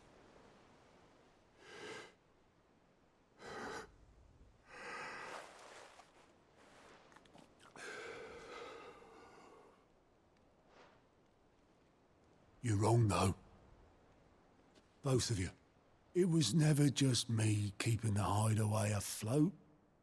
It was all of us. I just shoved people in the right direction, and I barely seem to be able to do that anymore.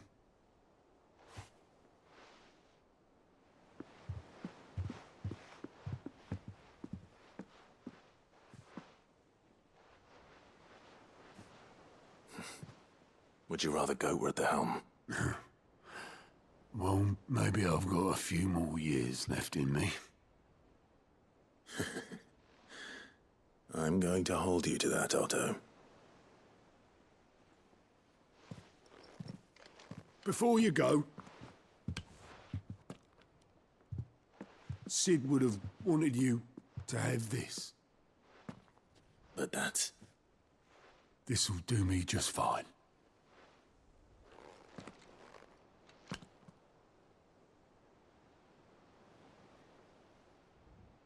Thanks for the ray of sunshine. I'll see if I can't pay you back. Already have.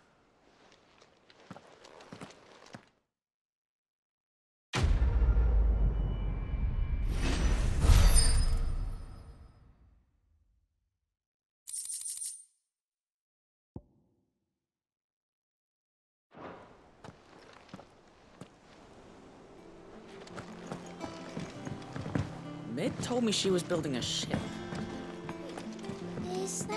think Tomes helped to build?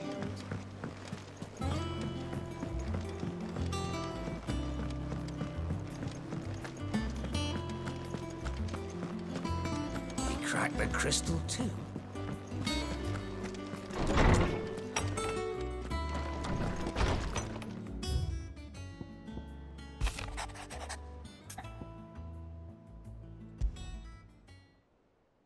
What could be wrong with Torgor? He seemed well enough when I last saw him.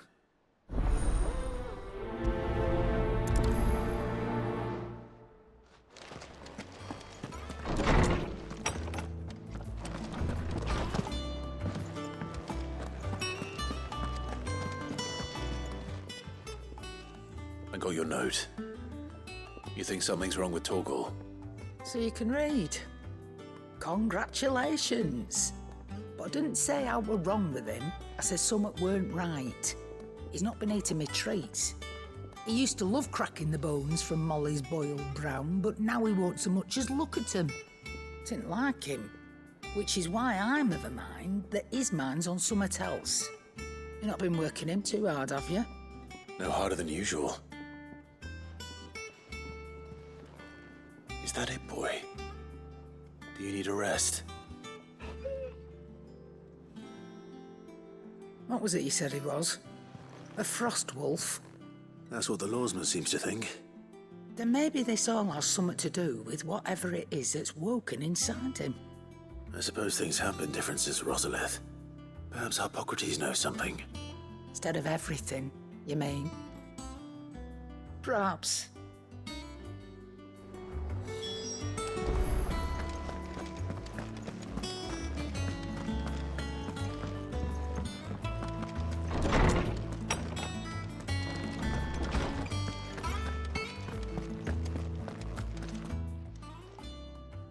Lawsman, I need to ask you about Torgor.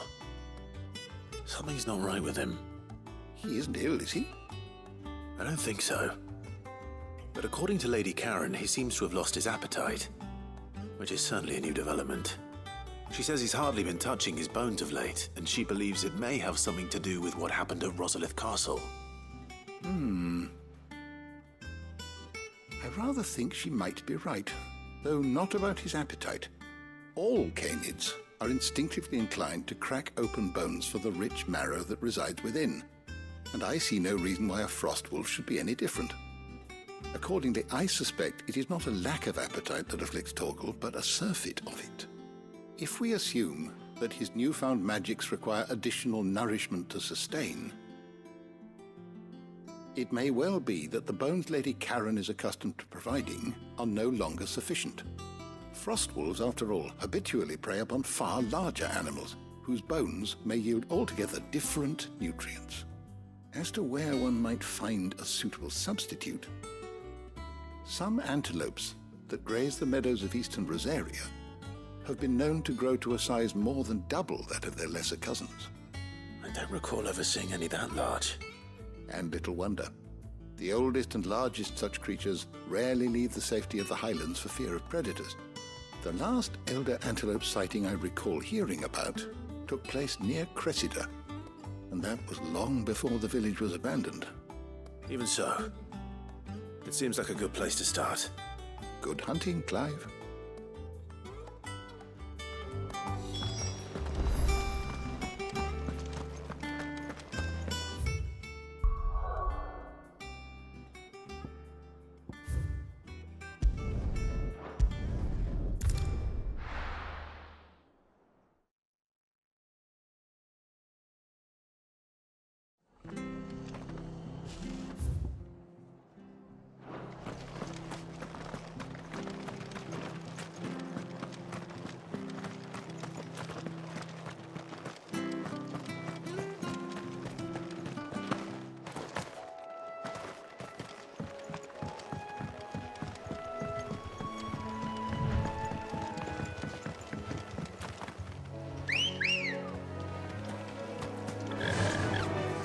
Faster!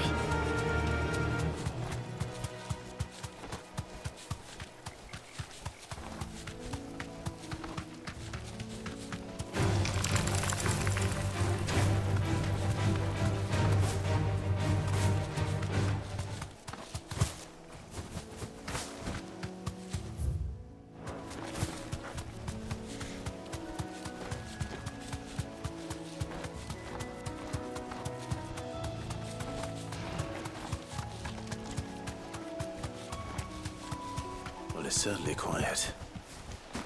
If I were a giant antelope, it would seem like just the place.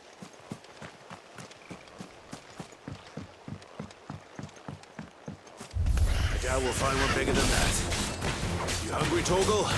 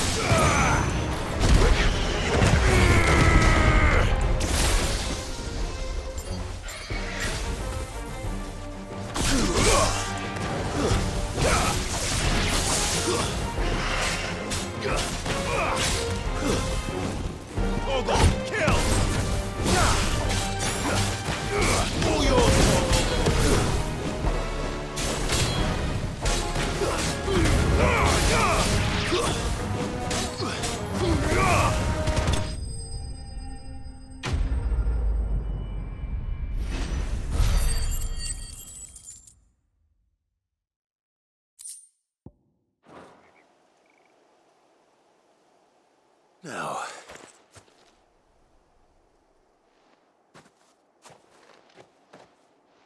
will it be enough, I wonder?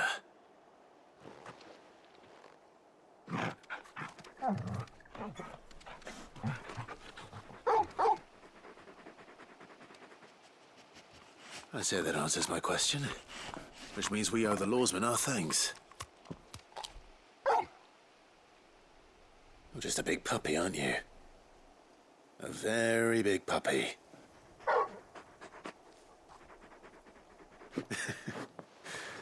You do know you can take that with you, Torgal. Lady Karen will be relieved to hear you've got your appetite back. Come on, boy.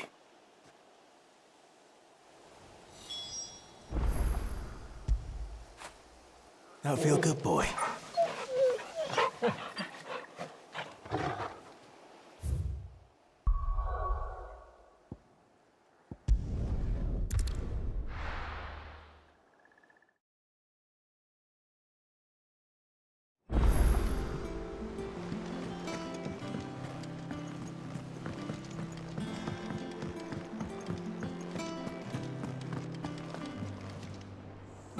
I noticed you and Torgal had gone off somewhere.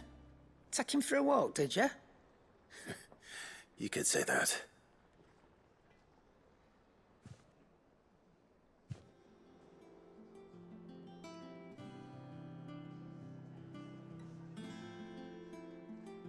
So, Molly's leftovers weren't good enough, eh?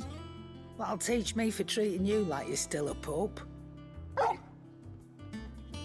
All right, no need to shout. Now we know what you're after, I can see about getting some in. Speaking of which, I brought one for later. Can I leave it with you?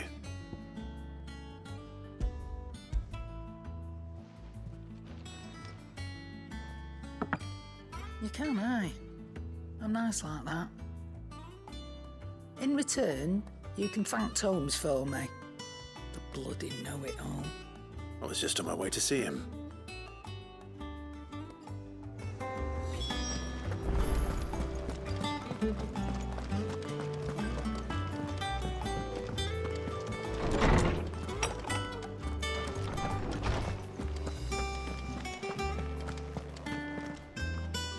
Ah, Clive. Were you able to locate your quarry? We were indeed, lawsman. You pointed us in exactly the right direction. And Torgal's been a very happy hound ever since. Very good, very good. Lady Karen sends her thanks, by the way, for your part in solving the mystery. Ah. But that reminds me. After your last visit, I found myself pondering Torgal's talents.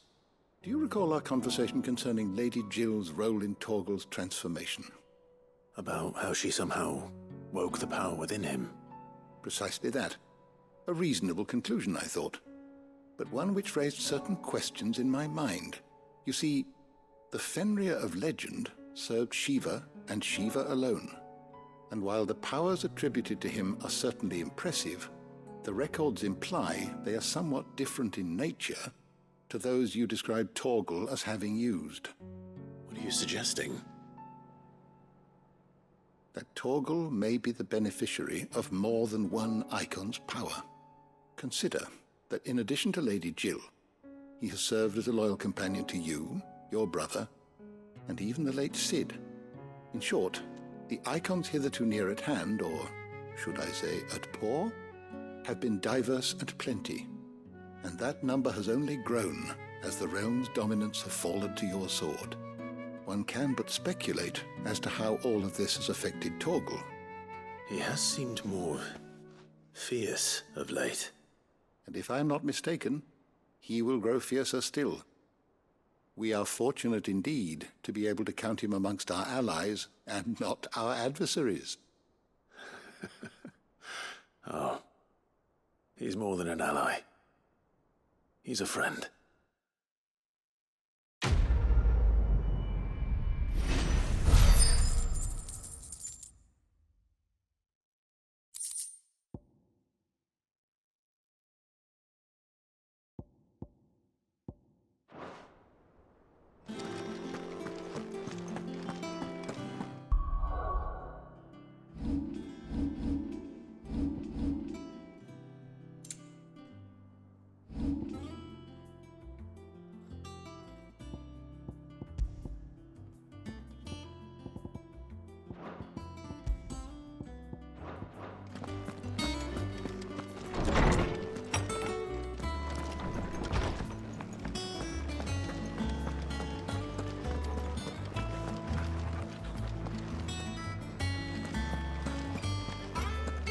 Crack the crystal too.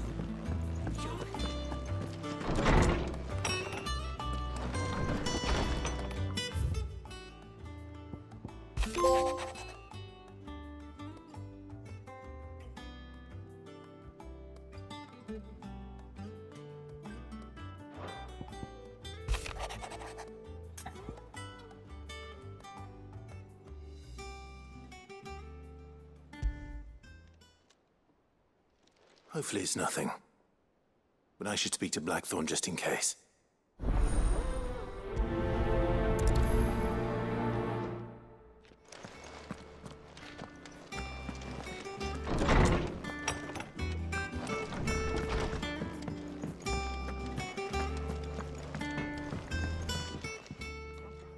Blackthorn, do you have a moment? Not really, no. This won't take long. I just wanted to ask how you're getting on. August was worried about you, that you might still be doubting your craft, even after learning the trick of that cuirass. Is there something else weighing on your mind? Perhaps sharing your thoughts might help. That bastard's like a dog with a bone. Still, you've got a keen eye, I'll give him that. He's just, well, Karen showed me something. Something I've never seen before. And that was? A sword. An odd-looking thing with a single-edged blade.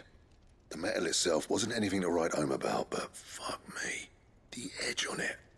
You could slice a man clean in two with a weapon like that, and he'd be halfway home before he even realized he'd been cut. So that's what's troubling you? Nah, no. Not troubling me exactly. More distracting. Can't stop thinking, how do you get an edge that sharp? It's driving me mad. And if you knew how to do it, we could arm the curse breakers with even better blades. That's about the size of it, yeah. I'll see what I can find out. Sharper swords are always welcome. And we can't have our master blacksmith being distracted. You're a soft touch, you know that. But I can't say I'm not grateful for it. Good luck, eh? Thank you. Let's see what Karen knows about this sword.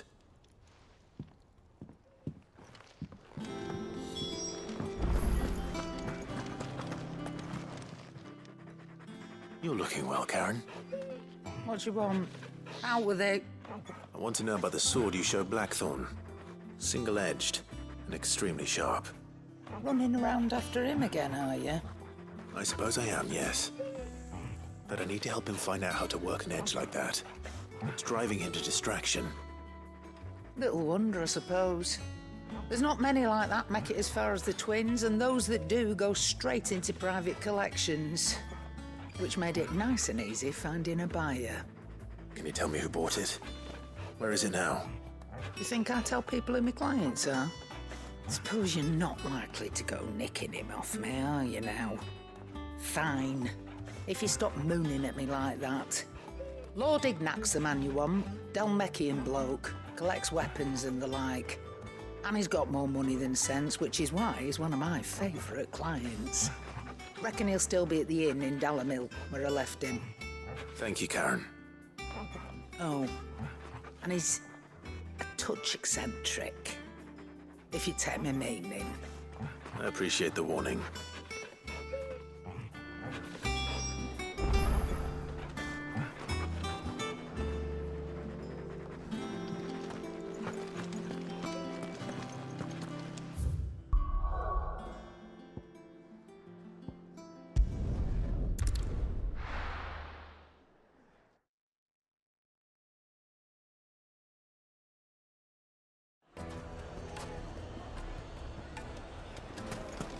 People take notice of wealthy men. Shouldn't be too hard to track down Karen's collector. The Sendrate's fang is gone. The whole Mother Crystal gone. What are we gonna do? Calm yourself. We don't know for sure. It could have just been a tremor.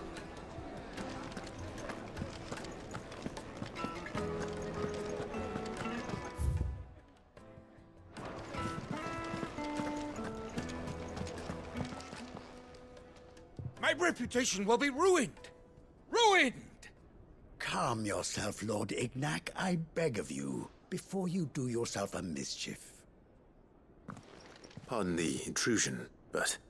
Out! Get out! I paid for these rooms so I wouldn't be disturbed. Leave me be! Please, allow me to apologize. His lordship is going through a difficult time, and he's never been fond of guests arriving unannounced. Radim! Get rid of the filthy oaf this instant! Very good, Lord Ignac. Would you mind stepping outside for a moment?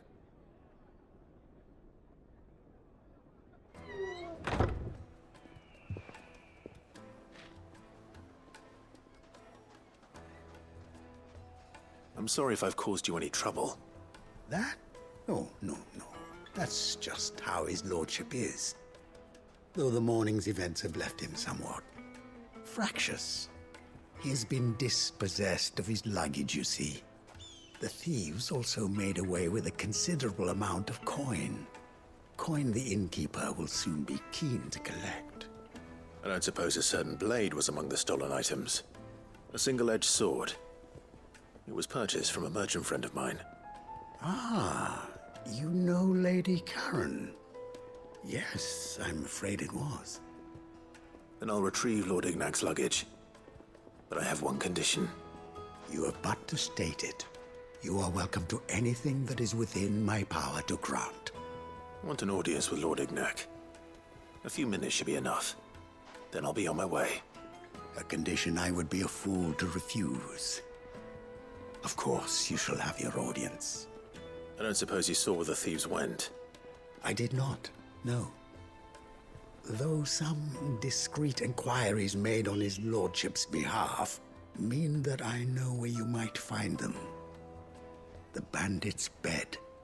Every ill-gotten coin in Dalamil is said to pass through that disreputable corner of the Valcroy. And that's where I'm heading. I shall speak to Lord Ignac in your absence, and arrange for an audience upon your triumphant return. That will be very kind of you. Farewell, and best of luck.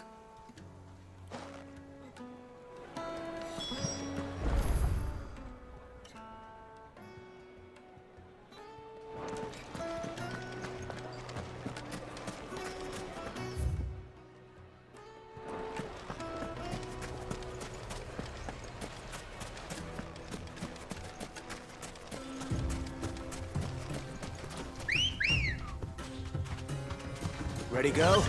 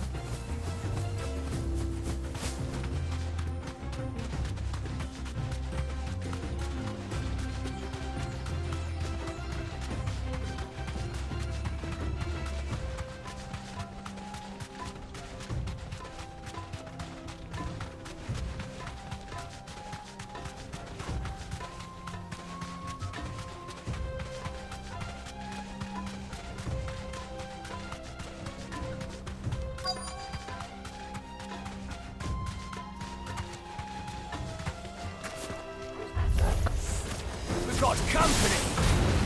Come on, lads, let's tear the bastard's head off.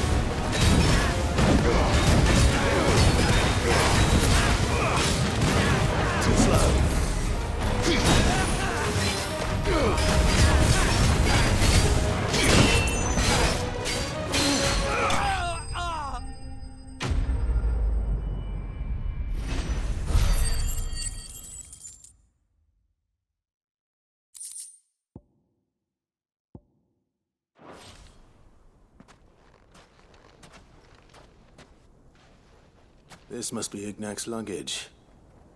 Nothing seems to be damaged. All right. Let's get it back to Dalamel.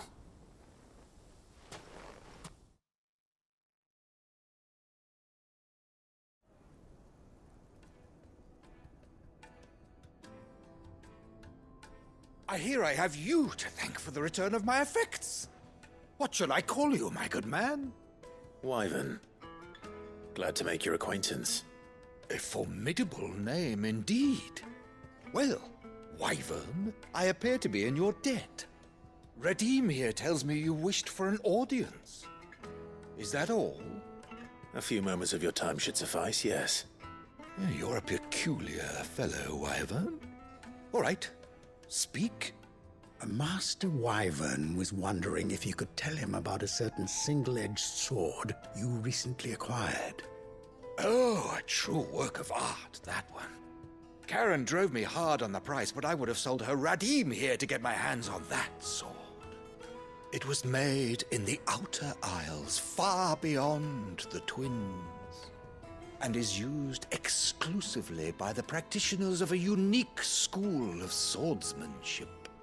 They believe no combat should ever exceed a single strike, and hone their blades to such perfection that none ever does. Each sword is made for that one perfect stroke, and for that stroke only. They crack upon a second blow. There's a brutal sort of beauty to it, really.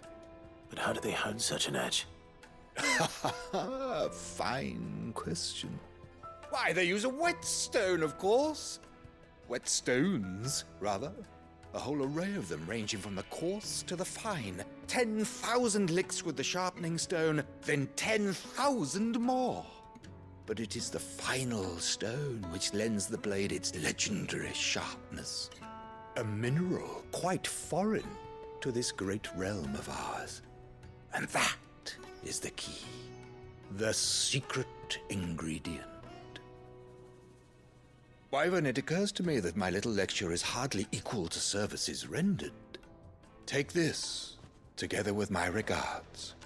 The very stone of which I spoke, far rarer among collectors than even the blade itself, and a far more fitting payment. Thank you. Pardon the intrusion, my lordship. However, it is long past time we prepared ourselves to depart. So it is. I am locked in bitter competition with a rival collector of curiosities. I am one step ahead of the unscrupulous scoundrel, but he is hard at my heels.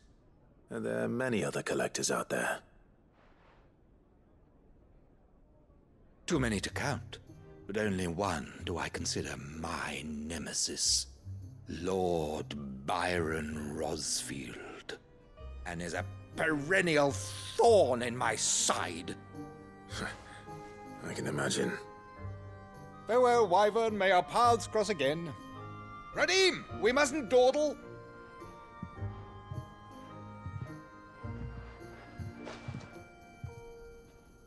I think his lordship is rather taken with you, Master Wyvern. Thank you again for your assistance. Coming, my lordship. I'll be right there.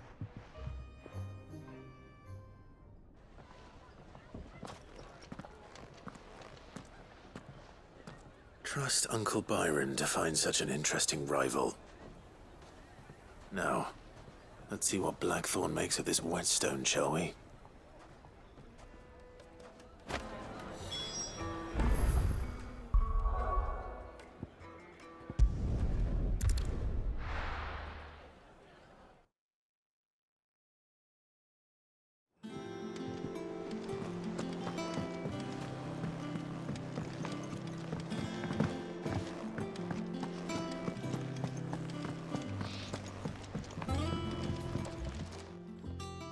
Sorry for the wait, but hopefully you'll agree it was worth it.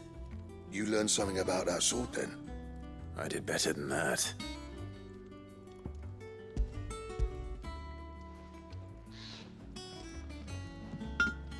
A whetstone? Yes, but not one you'll find anywhere in Valisthea.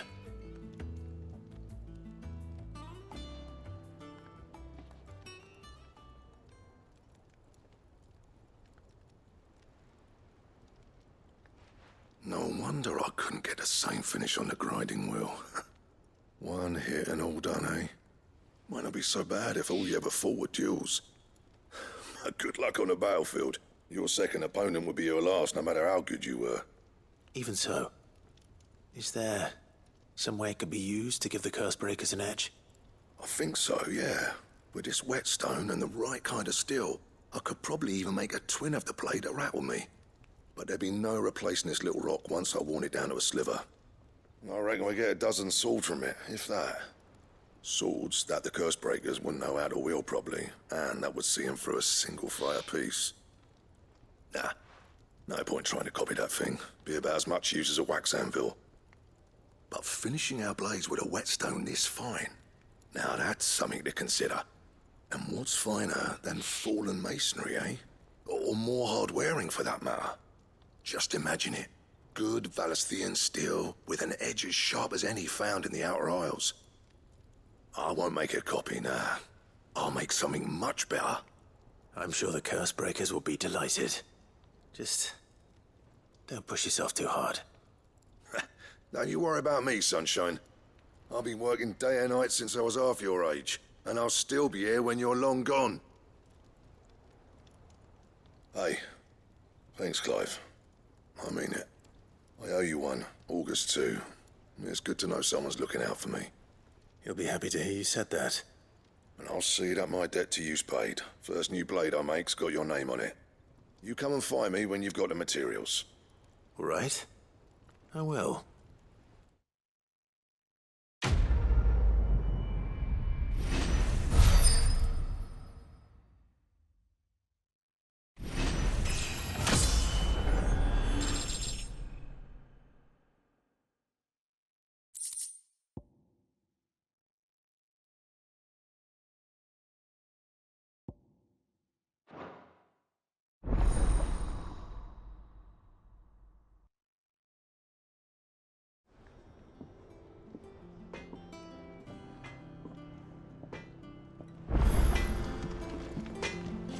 Clive. What's saying for you, dear?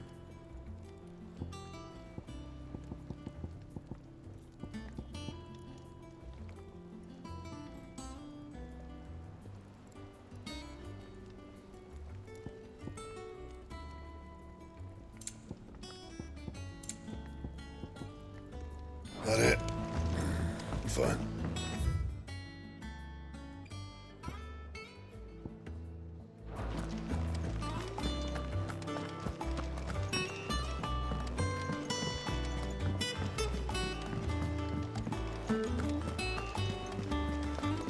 that the thing Tomes helped to build? Mick told me she was building a ship.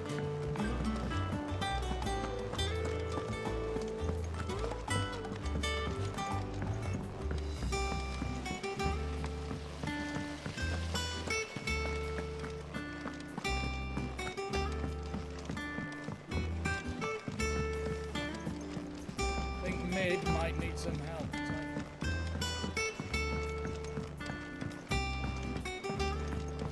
Well. Here, Sid.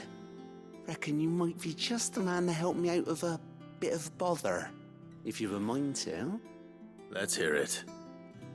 Well, it's about this alembic the Chief's got me making. Lovely bit of kit it is. Bung in a solution you want splitting, and it will separate it out, just like that. Problem is, it won't always get rid of all the impurities. And with some of the stuff we need it for, that ain't good enough. Which is why I've been looking for something to filter the liquid we'll be cooking off. And that's where I was hoping you could help me out. I imagine Ty could get some use out of this alembic too. Distilling medicines and the like. All right. Why not? Proper job! So what exactly do you need for this filter? Nothing but bomb ash'll do, says the Chief. Gave me a sample she'd obtained from the university stores. Couldn't believe my eyes. You pour the blackest blight water through it, and it comes out clear as a mountain stream. So, I did a bit of reading about where I might be able to get hold of some. And do you know what I found out? It's only the blimmin' bones of a bomb king. They leave them behind when they die, see? I take it that's where I come in. If you wouldn't mind. I saw a billet on the hunt board for one just the other day. Would have gone myself, but, well, fighting dirty great balls of flame ain't exactly my forte. You, on the other hand... All right. I'll see what I can do. Thank you kindly. And a good hunting, eh?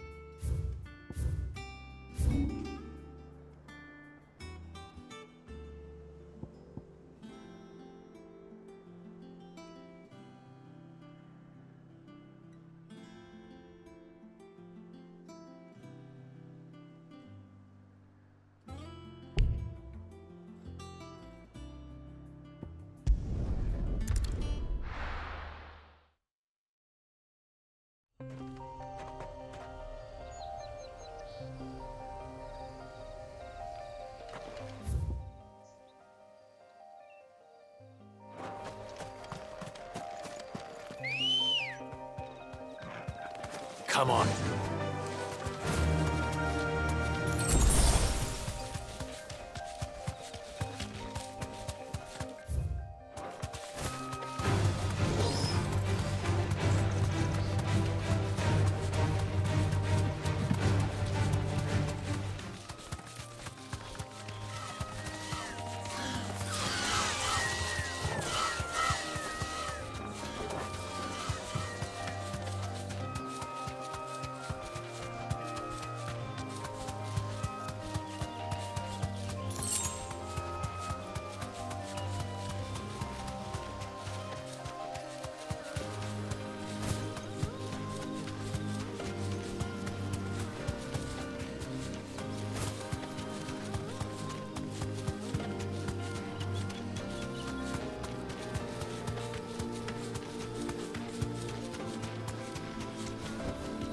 No need to ride from here.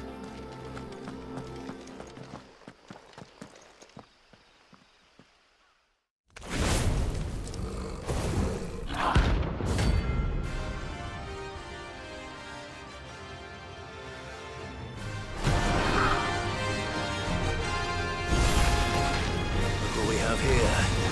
Greetings, Your Majesty.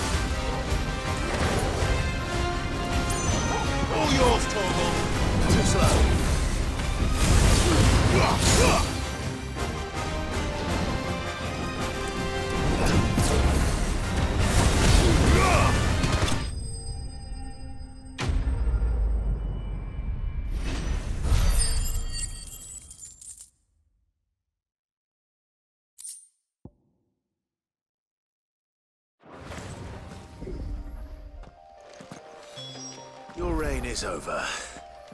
Now to collect the ash. This looks like the stuff. Let's see if there's any more.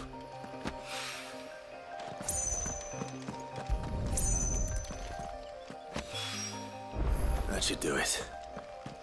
If Hawaii needs more than this, he can fetch it himself.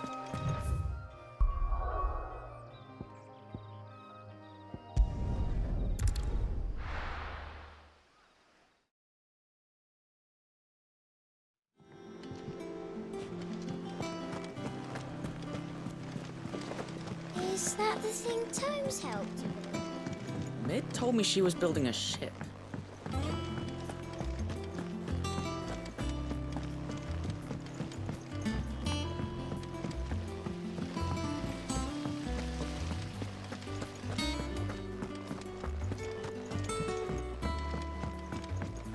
I think Mid might need some help.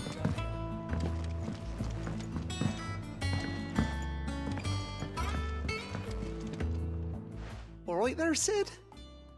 How's that hunt for the bomb ash going? I have it here.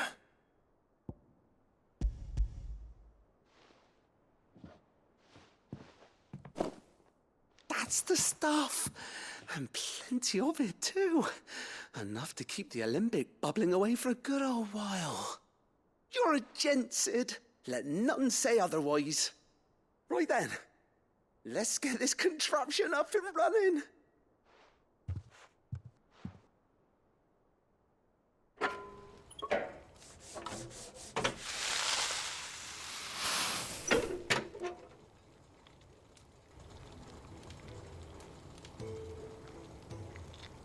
There we have it. The Telemon Alembic. And it works just like the chief said it would. Very impressive. Says the man who cut down a burning boulder. Speaking of which, I still haven't returned the favor.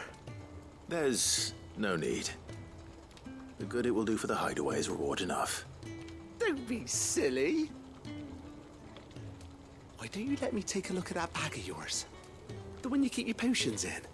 Reckon I could work some magic on that, huh? What kind of magic? Well, we happen to have isolated a substance in our test run of the alembic that I reckon will make even the toughest lever supple as anything. Thought we might use it to breathe new life into old boots and the like. Save the hideaway a few gil. But I reckon if we slap a bit on your bag, it'll loosen it up enough for you to squeeze in a bottle or two more. Well, it can't hurt to try, I suppose. That's the spirit. Leave it with me. I'll only be a mo.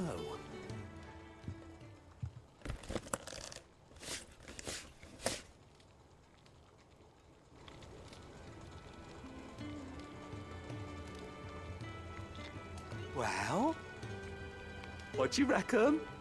It certainly feels more flexible. Right? Told you. Thank you. I think. No. Thank you for supporting Mid and the rest of us in our endeavors. Without you, we'd never have been able to discover wonders like that stuff I rubbed on your bag. And I'm telling you, there's plenty more where that came from.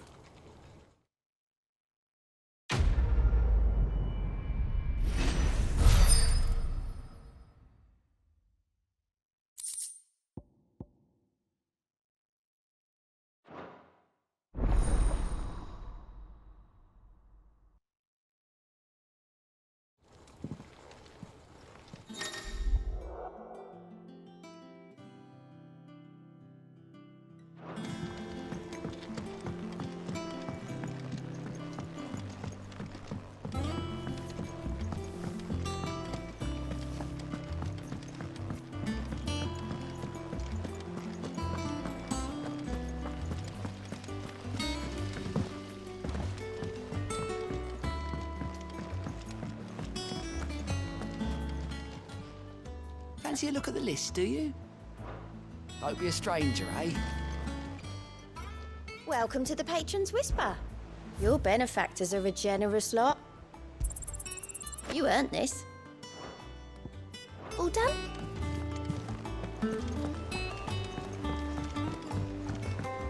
Mid told me she was building a ship.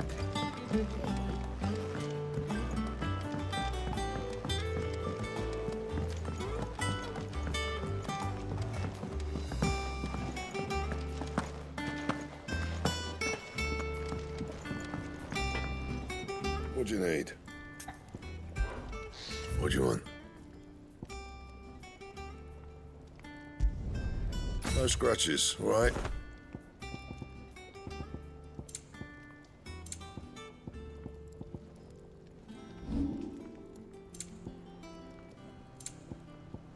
Anything else?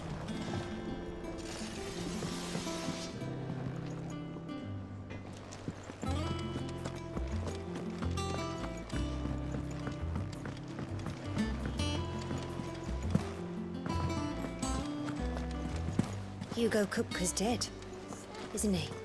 We don't have to live in fear of him anymore. He said it was some sort of